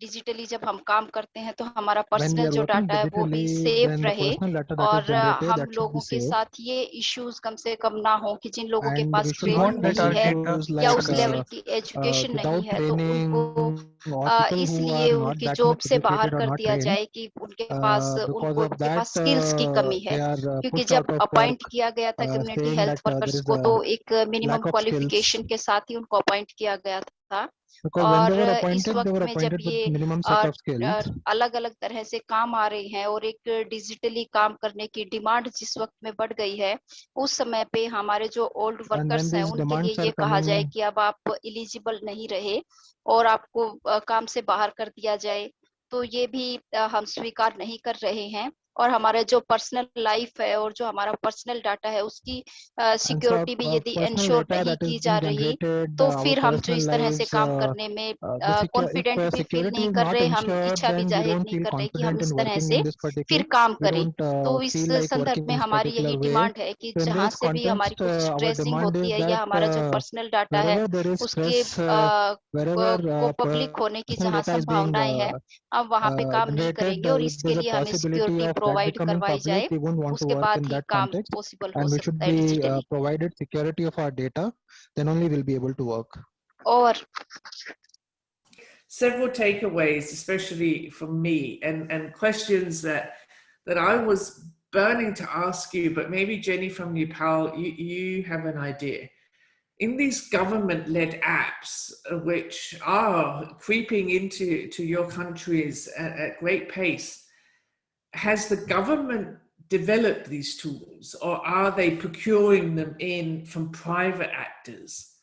And this is something that we'll be talking about. And Jenny, if you want in the question, if you know the answer to that, when we take a little break or open up for questions, I would love your comments to this, because this is really significant. And as I start sharing my screen again, we'll also be able to discuss more why this is the case. So don't forget, everything that our two guest speakers were talking about was related to data, of course, but then also these algorithmic systems, which the data is used for. Data in itself is meaningless. It has to get bundled, inferred into these inferences, and those inferences are then used in these mathematical probability analysis and all of that, right, which we learned about last time. So, you know, one of the things that we really have to now understand, and I think the pushback from the ushers workers was just incredible, and what resources, I mean, really that they are putting into this is just fascinating. Very, very concerning that the government requires that these workers use their own phones, that they put this app on their own phone, and then literally are traced 24 hours a day. You know, the government will then know when do they go to bed, when is the phone idle, when do they wake up again. All of this, so invasive, which we heard our speakers talk about. You know, when Anita was talking about the smart meters in the electricity system, then of course, you know, those companies, they know what the family's habits are, right? This is what we have to get our heads around. So you know, if we look at our workplaces, and these are the systems you can see here, which are creeping into many of our workplaces, from the automated hiring, but also the sort of evaluation, the performance evaluation of workers.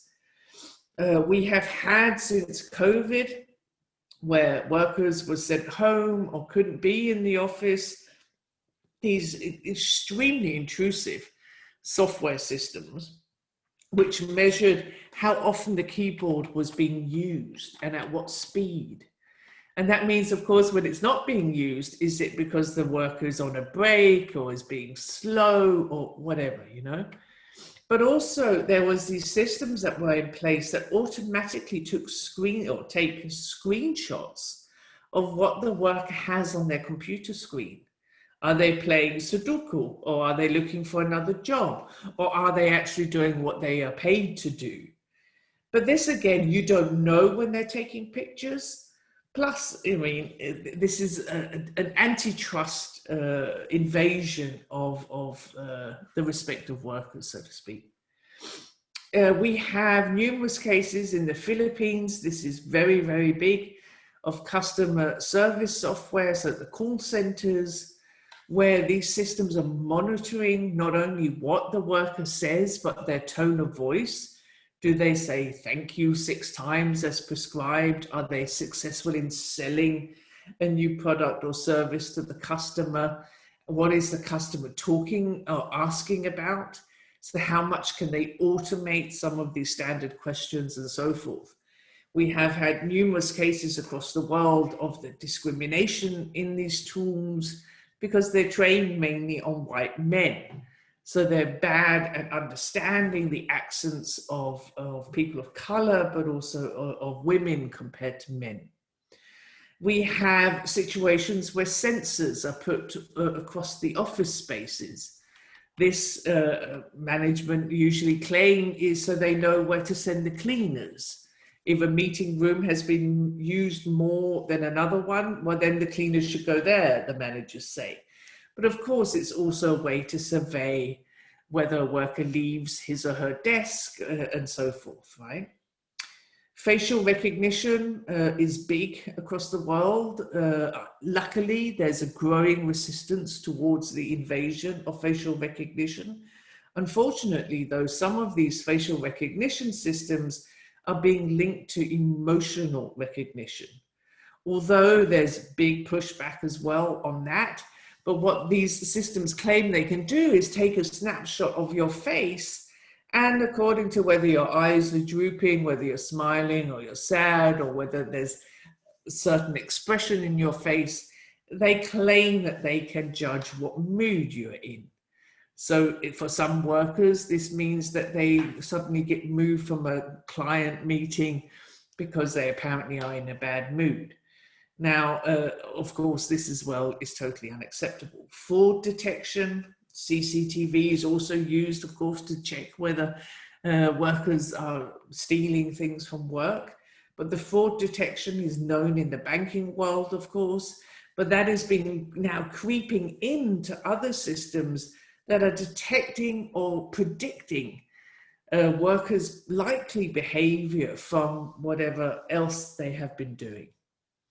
Again, this productivity efficiency, you will hear this a lot, and I think, again, our pushback should be productive at what, for whom, certainly not for us.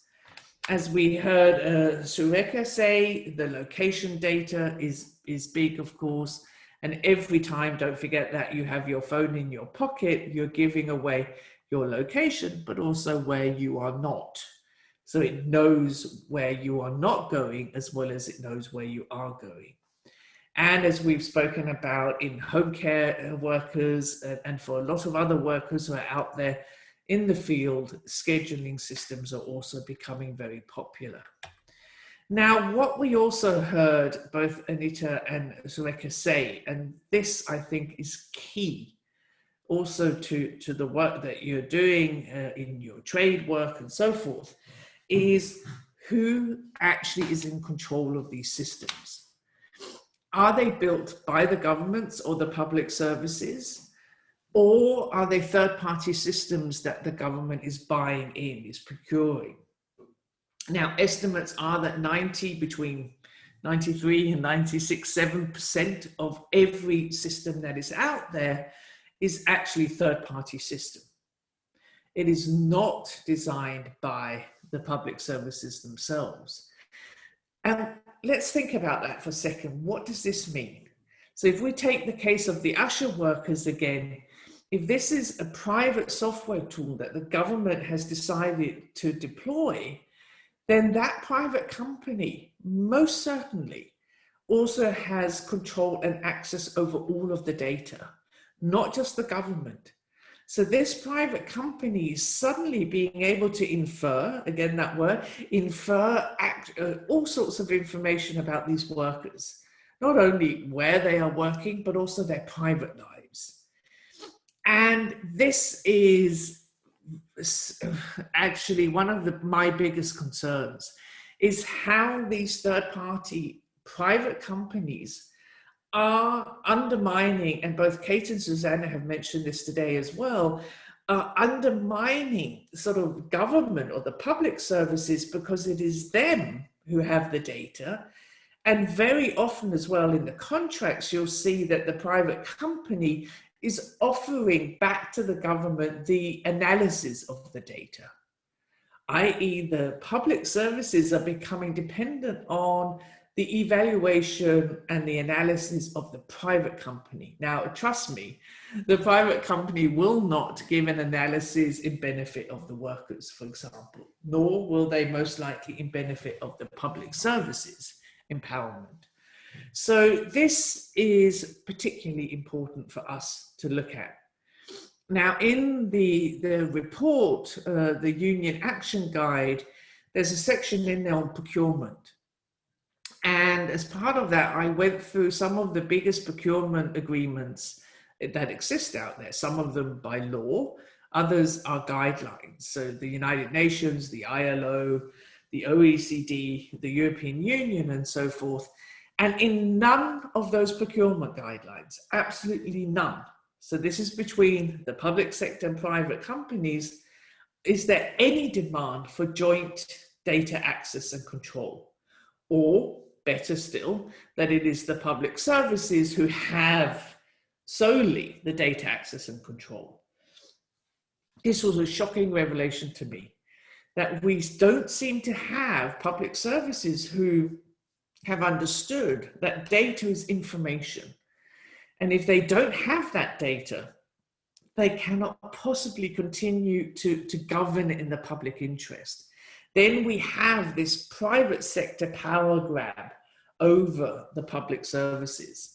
This is a huge concern to me, and something that I really urge us all on that macro political level to work on, and to ensure that in all procurement and outsourcing agreements, there is this clause of joint, as a minimum, joint data access and control. Not least as we hopefully at some point will be able to recover our economies post this pandemic, where we can imagine that the debt of public services is so large that procurement and outsourcing is going to increase. It has already been on an upward curve, and this will most certainly continue, I'm afraid, and therefore it is vital that we get into those procurement agreements this clause around the joint data access and control. Now, how do we then turn this around and get inspired by what Surekha was saying and actually sort of take some concrete steps in protecting the workers' rights here? And I think Anita there also gave an important point. We have to distinguish between data privacy protection and then rights. There are two layers. One thing is that we have certain privacy protections. Another thing is what rights we have. Now, if we go back to the workplace level, one thing, of course, that we need is transparency. We need to know what systems are in place. And I'd love to hear your views on this, but across the world, a lot of the unions, 99% of all the unions that I am in contact with say to me, you know, our shop stewards say they don't know. Even in regions where the companies or the workplaces are actually by law obliged to tell the workers they don't. So this is, of course, our first step. How can we get into our collective agreements, into the law even, this requirement of transparency? That, and this again, in this compendium that PSI will be producing later this year, how can we get inspired by our brothers and sisters out there who have negotiated clauses in their collective agreements that the unions have to be consulted before the introduction of any new technology? So this is, of course, one really good way of getting transparency, but often you see that consultation doesn't happen until management have already decided on a new technology and probably spent a lot of money before they actually then consult on the actual implementation. So this is key number one. Number two demand is we need to know the details. We need to know who owns this system, who has control over the data, who is deciding over the analysis of the data, where was this system developed? Has the system been adapted to our local traditions, norms, history, industrial relation systems? Now, you know, to give a sort of more of a concrete example here, you know, I live in Denmark now, part of Scandinavia, and I moved here when I was 12 years old, the first time from London. And I was like really shocked over the Danish mentality. They were very laid back, very trustworthy, not very hierarchical in their sort of culture. And it was so different. It was a cultural shock for me from England to Denmark. Now, of course, if a British tool, which was maybe designed as a hiring system, you know, then an ideal citizen or worker would be defined according to the British norms and culture, respect of hierarchy, respect of the elders and so on. If that tool had been deployed in Denmark at that stage, which has a much more flat system where management are on first names with the workers on first names with the management and all of these things, it would have been way off. Now, extrapolate that out to today, and it's the same logic in these systems. You know, where was this tool developed? Has it been adapted to our culture, norms, habits, and so forth? What contractual relations were there? Now, as Kate was mentioning before, in the public services, this is so important that there's transparency around the small print, so to speak. Ideally, I think, and as you might have read in the training material for today, there are some good examples of cities now who are making their algorithmic systems transparent. I think in relation to you as the workers, they should be even more transparent and actually reveal the contract. How long has this contract been signed for? What are the rights and so forth in it? Now, with those two things in place, the transparency, the details, we can then start pushing for our rights as workers. Where should we be heard? If you remember again the data life cycle at work, where should we sit in to not only actually protect our integrity and autonomy, but also to set those red lines? And here I really think what Surekha was saying around, we don't want this app on our private phones tracing us outside of work as well. This is where, you know, really putting those red lines down, and then having what Anita also was talking about, this wider understanding that what workers' data is a common good. It should be ours, not just theirs. You know, any technology, really, ideally, that is enforced in the workplace should be built and designed around the optimization for workers and not the optimization for some kind of efficiency measure. That's at least the ideal. So these are the 3 key steps that we should have in mind, because starting negotiating on rights without transparency is a little bit off, right? If we don't know what is in place, if we don't know what the details are, if we don't know if we're dealing with a system designed by the public services themselves or procured out to a private sector, then it's very difficult, other than the basic rights, to actually really start negotiating.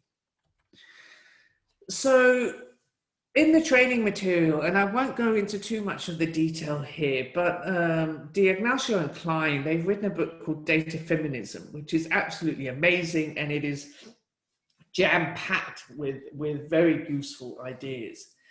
Now, you don't have to be a feminist to actually draw inspiration from their work, although I do hope the majority of us are feminists. But really what they advise us to do is ask a set of who questions, sorry. So who made this system? We've been through that. Who collects the data? Whose lives are embodied in this data? And this brings us into this sort of historical, cultural, normative aspect.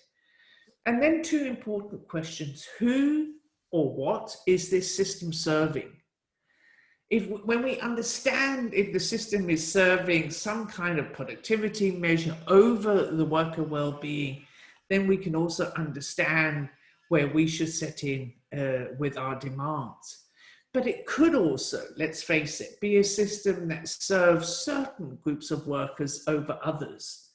So this is where, again, you know, in our quest for inclusive and diverse labor markets, that we should be very aware of, is this system favoring older people over younger people, men over women, or whatever? So really ask those questions. Who is this system serving? And therefore also who is potentially harmed? Now, harm can be many different forms of harms. It can be everything from the work intensity, the stress levels, the increased working hours, the rise of precarious work, and how this is portrayed differently for different groups of workers. Now, these questions here, and this is a slide that I really urge you to get under your skin.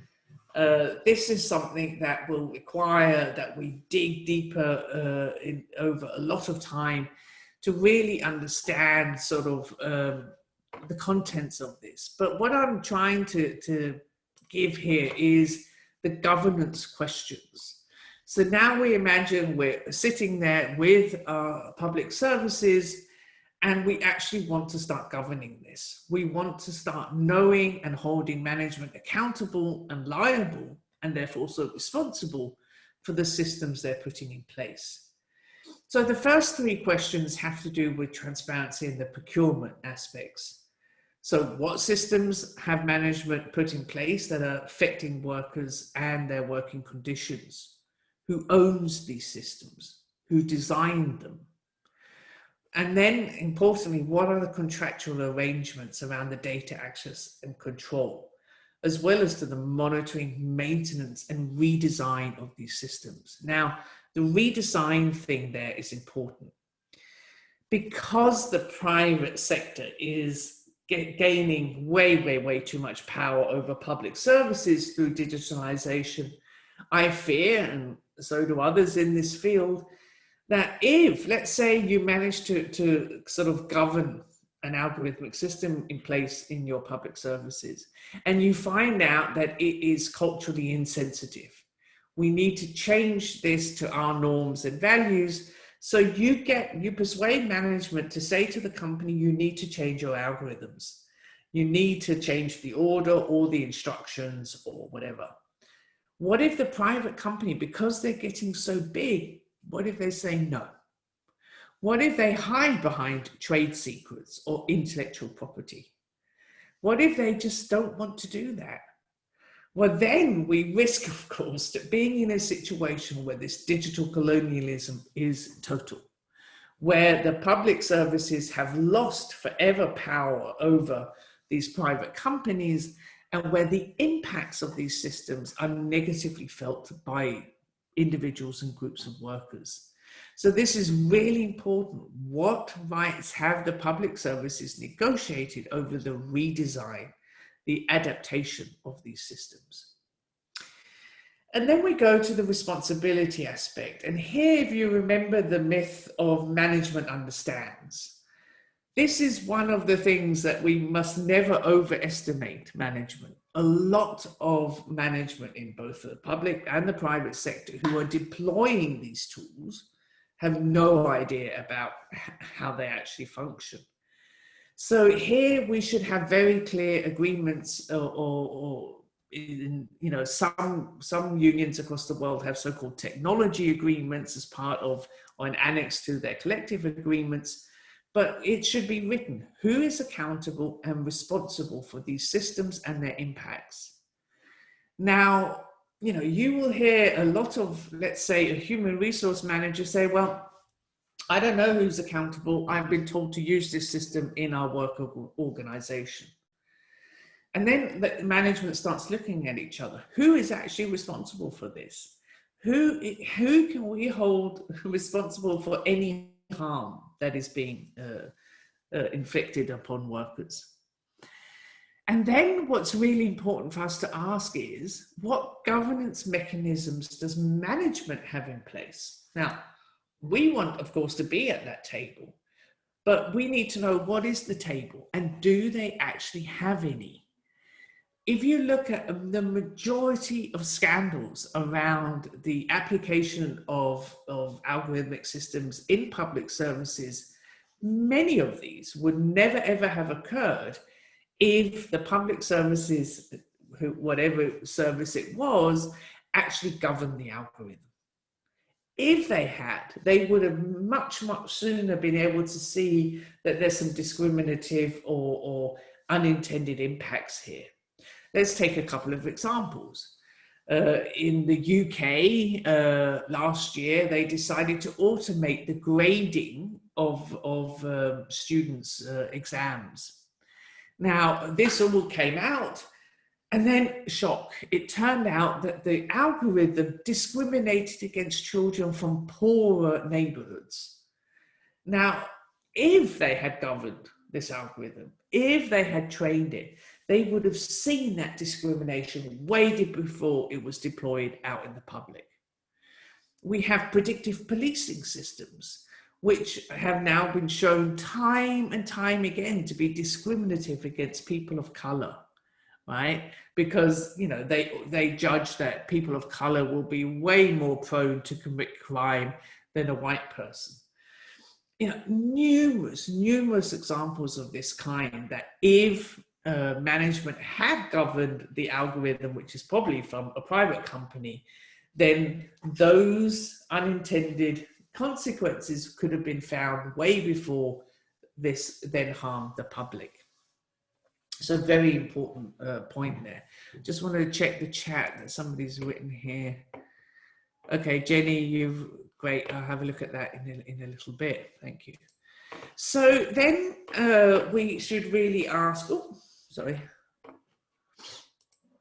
Boom, boom, boom. What's happening? Oh, I'm going the wrong way. Here we go.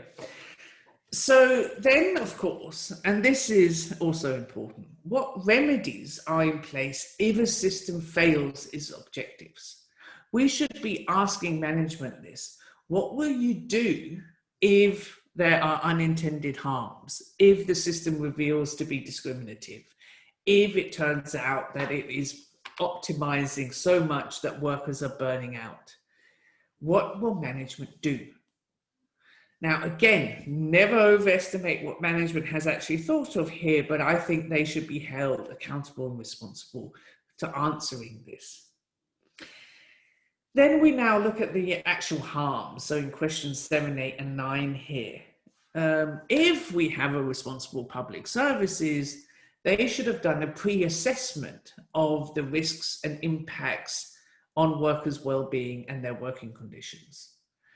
Now, this is related to tools which are directly related to the workers, but we could also ask this question in relation to what assessments have they made for the risk and impacts on citizens, right? We should see these assessments. There is a big problem across the world around impact assessments. They, in almost every single governance guide you will find, it never says that, for example, in workplaces, that an impact assessment has to be made in cooperation with the workers. You know, a compliance department cannot possibly understand the impacts a tool could have on all sorts of different group of workers.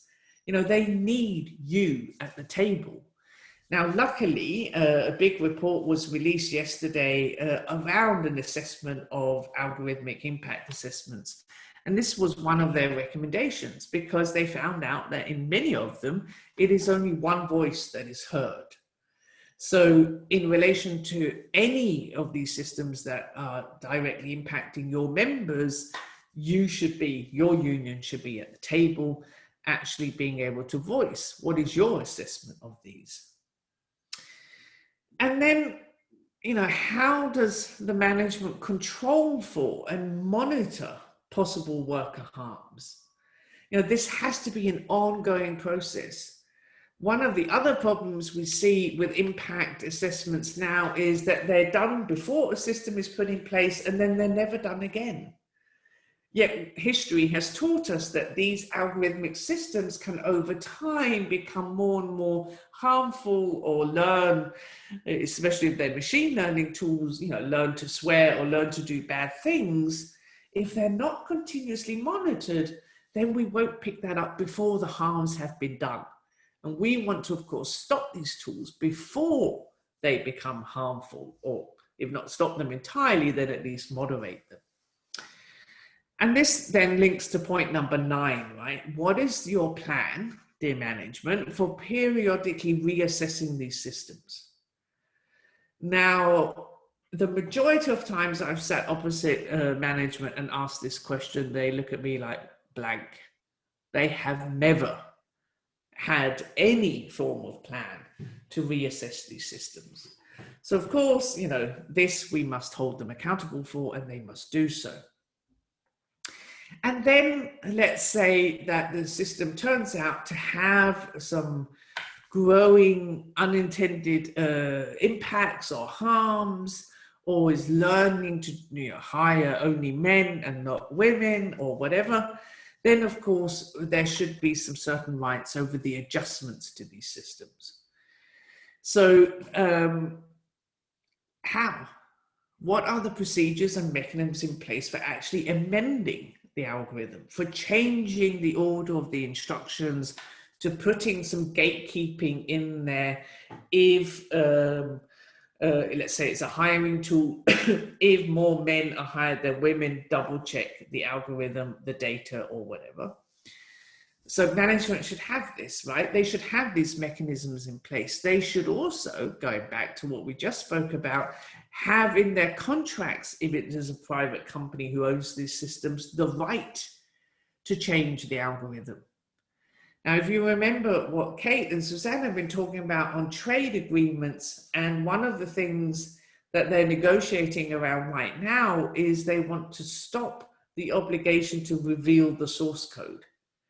So you can have a private company in Korea who is selling an automated hiring tool to Australia. Australia finds out, oh, this is having negative impact on our young workers, we want to change the algorithm, and the Korean company can say, no, sorry, we don't have to reveal the source code, we will not do this. So again, this needs to be in the contracts, this needs to be very clear, what are the mechanisms and procedures. Now, unfortunately, because industry and the private sector are persuading many of our governments for these e-commerce or digital trade rules, the compromises that are coming out from government around sort of algorithmic control reflect this very negative starting point. So they don't, for example, in the European Union, they have just issued a new AI Act. Here, the Commission says, yes, workplace AI systems are high risk to the workers, and therefore they should be assessed. But then they shy away, where all other high-risk systems have to be logged and assessed, and the public authority has the right to actually get those assessments, to check them. In workplaces, in relation to any system related to the workers, the Commissioner said, no, self-regulation is fine. Companies can do this on their own. They have no obligation to reveal their assessments. And this is absolutely awful, of course.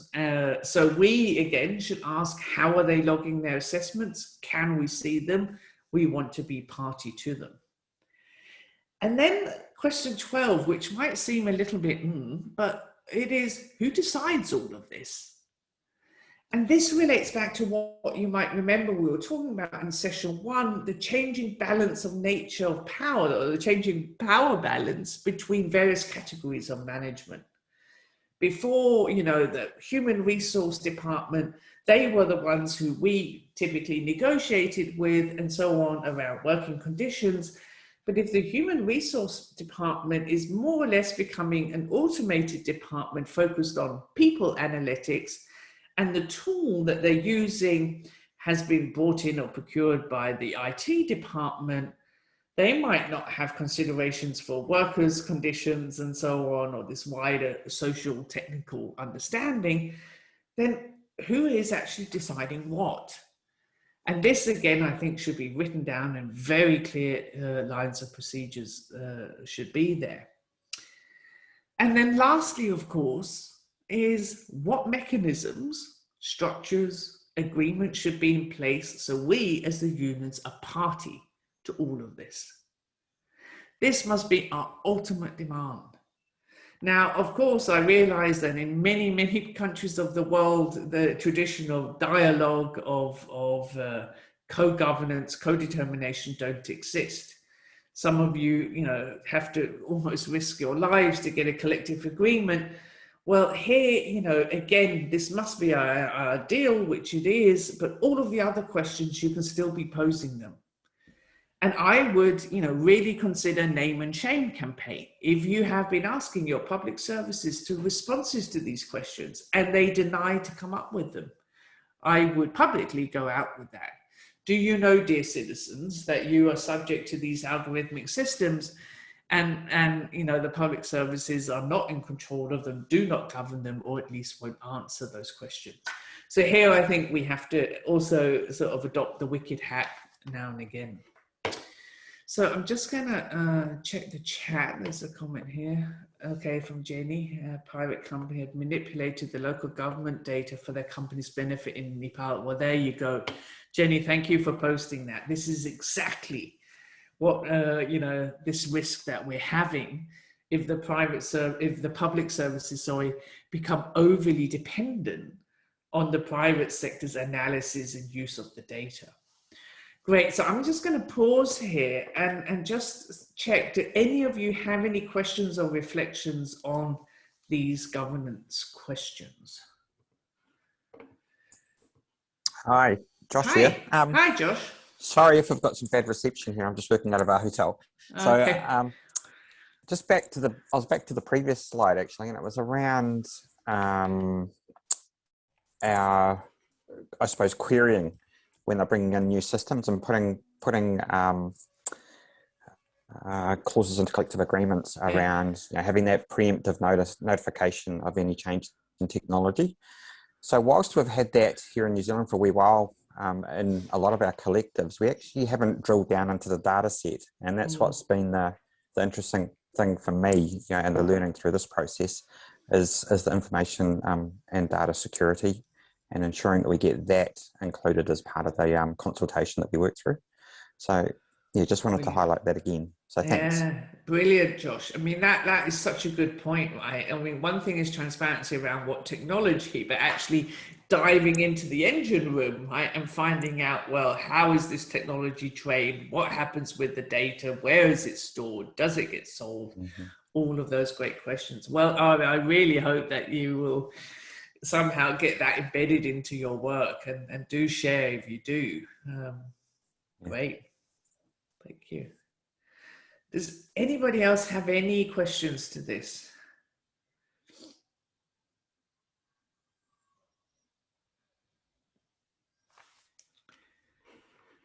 Just take the mic if you have, like Josh did, because I can't really see all of you. In Nepal, I want to share something that in Nepal, various IFIs, World Bank, ADB has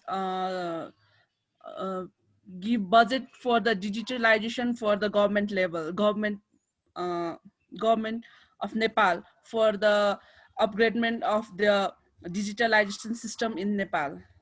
Wow. So like recently there is a national identity card for the citizens. This was also funded from the ADB bank.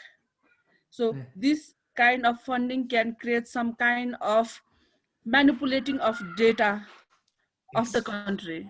Yes, exactly.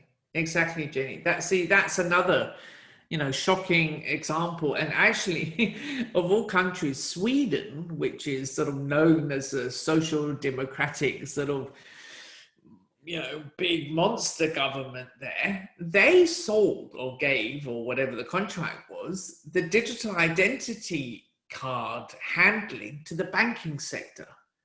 So if you want a digital identity card in Sweden, you have to go to a bank who then holds all of the data that is included in that card. So it's the same. It's very, very weird.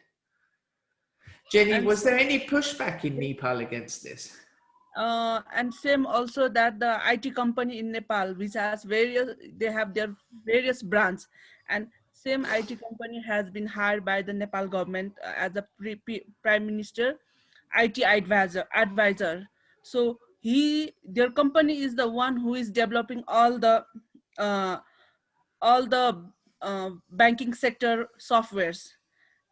So all the banking sector softwares, as well as they are highly involved in the e-governance of Nepal. And also they are making the attendance in the public sector offices, that they like the face reading, fingerprint reading. Yeah, the company is one, but they have various branches, and that company is a part of, they have been collaborating with the international companies. Yeah, see, there you go. Wow. I mean, is the public aware of this, Jenny?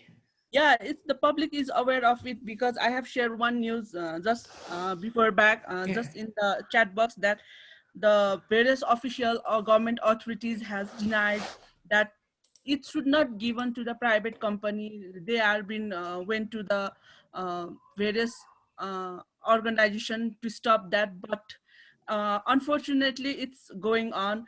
And what is happening in Nepal, if the same software is launched by the government, it will be all government produced by themselves, then it automatically fails. Whereas if the software launched by the private organization, it was successful, no doubt. Yeah. And successful, and what kind of that pressurized that everyone should use that app rather than other.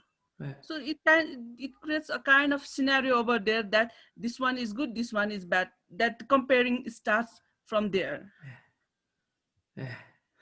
I mean, that is such a classic textbook example of, if you want efficiency, if you want smartness, go to the private sector, right? If you want something that's slow, heavy, not very fashionable, go to the public sector. I mean, this is, again, we should almost have included that in our narrative chapter, right? This sort of, the private sector is faster, more efficient, better. Again, an industry-led narrative. I'm just curious, do any of the other countries in this region, do you have anything similar, or does Jenny's example inspire you to actually start digging deep into some of this? Would anybody like to comment? Pradnya. Hi, good afternoon, Christina. I'm sorry I'm not able to share my video. I'm having some network issues over here. Glad we can hear you. Yeah. So if you find any breaking of voice, I'm very extremely sorry for that. Okay. Fine. What I wanted to share was like in my past webinars also, I had shared this thing that we are being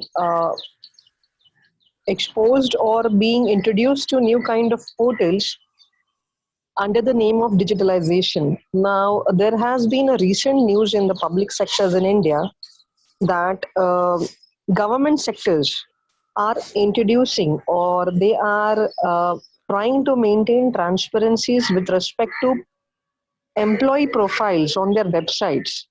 Now, this they are doing under the name of transparency or being transparency is that as it's a genuine consideration that uh, government sectors are very much corrupt. So to wipe off that image, we want to have more transparency into our day-to-day operations. So what they are doing this is wherever possible, the employee profiles or the access to CCTVs, everything is being made now publicly put like accessible. Like anybody can log in. Like you can go to my website and just check out where exactly I am or what my profile was, where I had been transferred to, where I had been posted to, when I was promoted, what's my salary, what's my property, all of those things.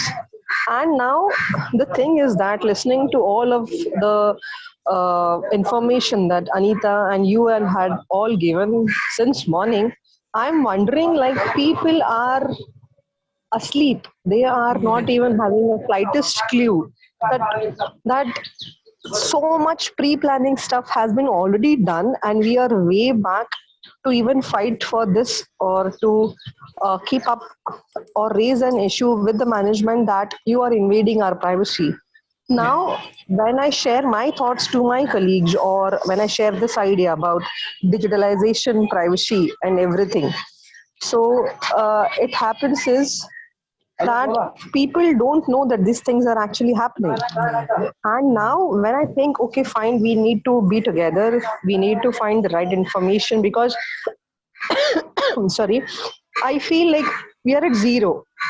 Yeah. We don't have any, like, we are just like, we are in a fetus, like, we don't have any knowledge about what exactly is happening, how deeply it is affecting us for a long term. And then now my question is, where do I start from? Yeah. What exactly should be my first step today? Okay, today is the last webinar, and then what exactly I'm going to do? What thing that I'm expected to do? Or it's like a huge ocean and I'm just a drop over here. And I'm tense a bit right now. And I just want like, okay, yes, this is something that needs to be attended on a sooner basis.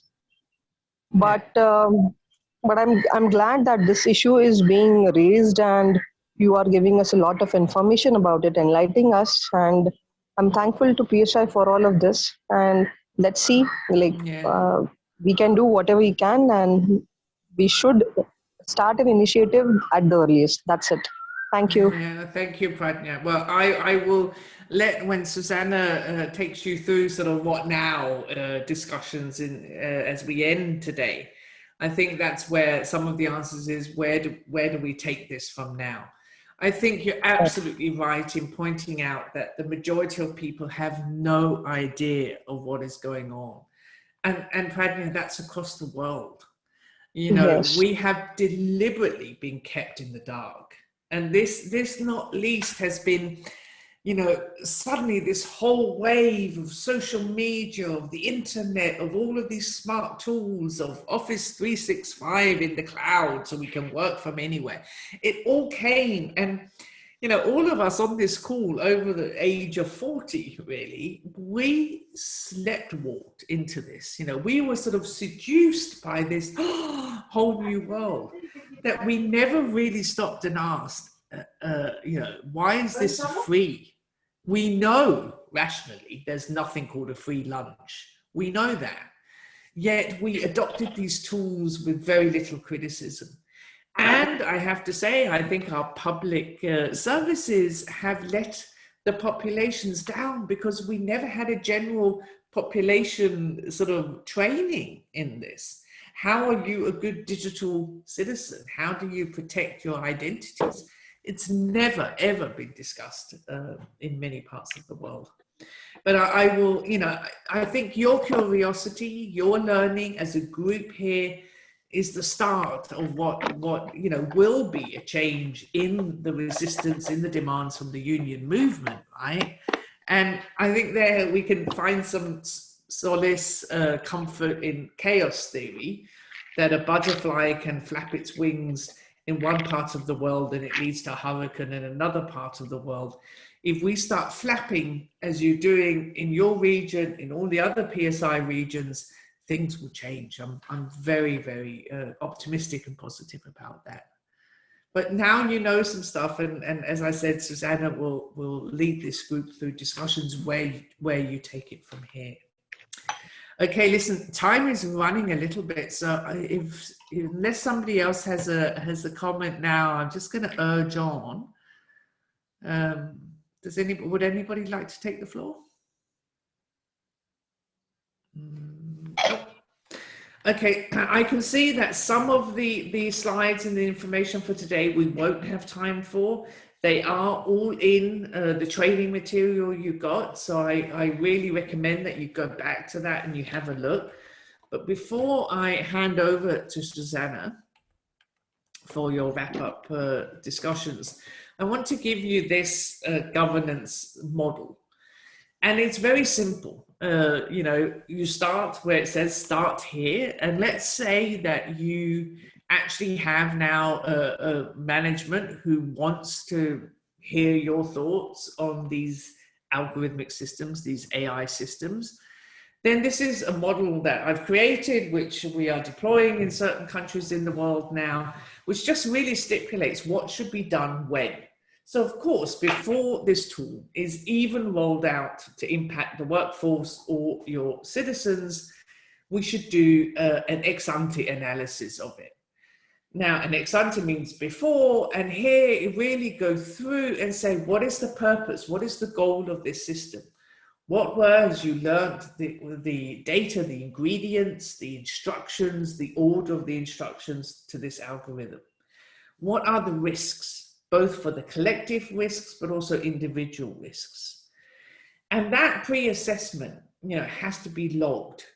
Now, let's take it as an example that this is an employee performance tool. Then, you know, you might already here have certain demands to what the tool can actually, you know, do its evaluation on. Like it could say that data generated from GPS tracking cannot be used in an employee performance algorithm. So here it will be very important that you have your red lines ready, right?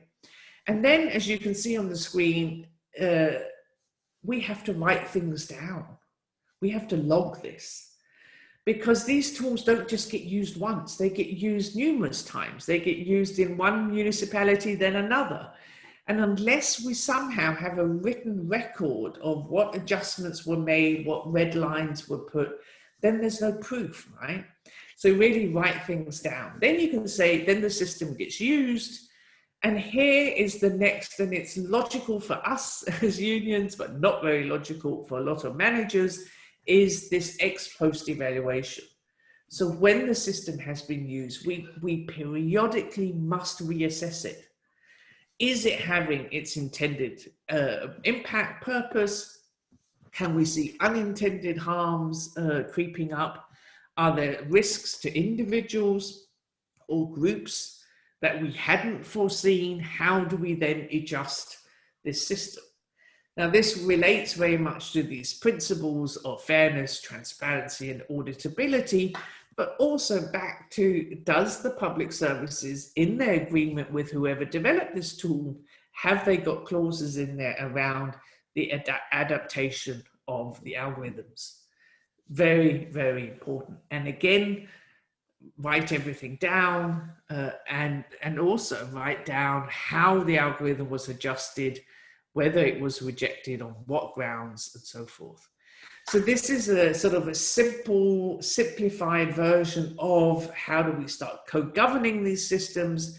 And of course, we can unpack each post and really have set questions. Some of them you got on the previous slide of how do we do this in protection of workers' rights and autonomy. So just before we have 6 minutes left here before we sort of hand the floor to your next discussions, I just want to talk about three other policy areas which are related to digitalization. Now, one of them I call disruptions obligations. It is quite shocking to see across the world that for a private company, but also a public service, that disruption is actually free. There are some countries where if a public services does mass redundancy, that there are certain demands to how the public service, or private even for that sake, should help the workers onwards. But you know, it's at such a mass grand scale. For me, all disruption should be accompanied by a set of obligations towards the workers. Now, disruption is here not just understood as automation, so a total loss of job, but also to the changing nature of people's jobs. As we get to work with algorithmic systems, digital systems alongside them, you know, in the healthcare sector, as robots are coming in, and this is big in Japan, for example, in the healthcare sector, you know, all our skills, our competencies that need to change and adapt, but also that we're taught to be critical to these systems, right? They are not a civilization, they are things, and we should demand to be trained in understanding how these systems work. But this sort of disruptions obligations, I think, should be a big push from the unions, and that is that any private or public service which introduces disruptive tools should be obliged to invest in their people, in their workforce. Right now, you know, you hear discussions of universal basic income and whatnot, which is way out there where, you know, there should be an obligation to keep work in place, right? No economy will function without work. So how do we get the private services, the employers, to be obligated around our skills, our and upskilling? How do we also put in there, and this is pertinent for equality reasons, that training should take place within normal working time? We have lots of cases now where people are offered training, but it's in their spare time, which of course disadvantages those with care responsibility, amongst others. So, you know, I think this focus on having obligations connected to disruption is going to be essential going forward. On skills and lifelong learning, you know, we are in a situation where precarious or non-standard forms of work are on the rise across the world. You hear employers say that they agree that workers should be reskilled and upskilled, but they never mention who's going to pay. And here, of course, this links to your taxation work. We need all employers to pay their taxes, right? And certain of those taxes should be put into educational funds that all workers, regardless of their contract type, or for many in your region in the informal economy, you should have a right to access those funds to re and upskill. This is essential. Otherwise, our workforce is going to be split into two, with a large group of workers who have no access to re and upskilling, who will be kept in precarious work, and then a smaller group of the privileged few. Again, this training should take place in working time. It should be regarded as part of work and not dumped on top of the workers in addition to their ordinary work. And then, as the ILO Global Commission on the Future of Work, I think so wonderfully have pushed for, and that is, you know, we need a new social contract. work is changing, our societies and labor markets are changing, and we see this not least in the rise of the gig economy, or the digital labor platforms, as they're now more commonly called, where we see workers who are doing work but have no social or fundamental rights. Now, this again is big in your region. I realize that with the massive numbers of informal workers, but I think, of course, this should be a union cry, which I know it is, within PSI, that work is work. All workers deserve the same social and fundamental rights and the possibilities to claim those rights. So this, as digitalization is opening our world to new forms of work at a distance, from home, from anywhere in the world, as AI systems can translate and interpret things immediately, then of course we really need to lift the bar for every type of worker across the world. And then my last little recommendation here has to do with union busting. Now, many of these digital tools out there, which are monitoring and surveillance tools, can be used, of course, to monitor and survey who is talking to who is aggregating. Are there signs here of union organizing? And we also have numerous examples from across the world, how then, if an algorithm indicates, union organizing is going on, that then management does all they can to stop that. Union busting is a breach of our fundamental rights, of our human rights. It is also a breach of many of our country's conventions and laws. And I think it's about time that we hold our governments actually accountable to enforcing that this is illegal. All direct and indirect union busting is illegal. And I just find it extremely unfathomable that we have very few governments who enforce that. So this, a little shout out to something that maybe we should all be crying for. This last section on tech for good is really an important one, because technology has these huge potentials, right? And we must also ask, how can we as a union movement tap into those potentials, but do it responsibly? How can we not become a new form of big tech, but still at the same time realize how we can use these tech to get information about our workers, our members' work realities, and then start breaking this monopolization of truth, which we are subject to. We won't have time to go into that now. It is in your documentation, and we can maybe looking into this at a later stage. But for me, for now, big thank you for being here, being part of these workshops.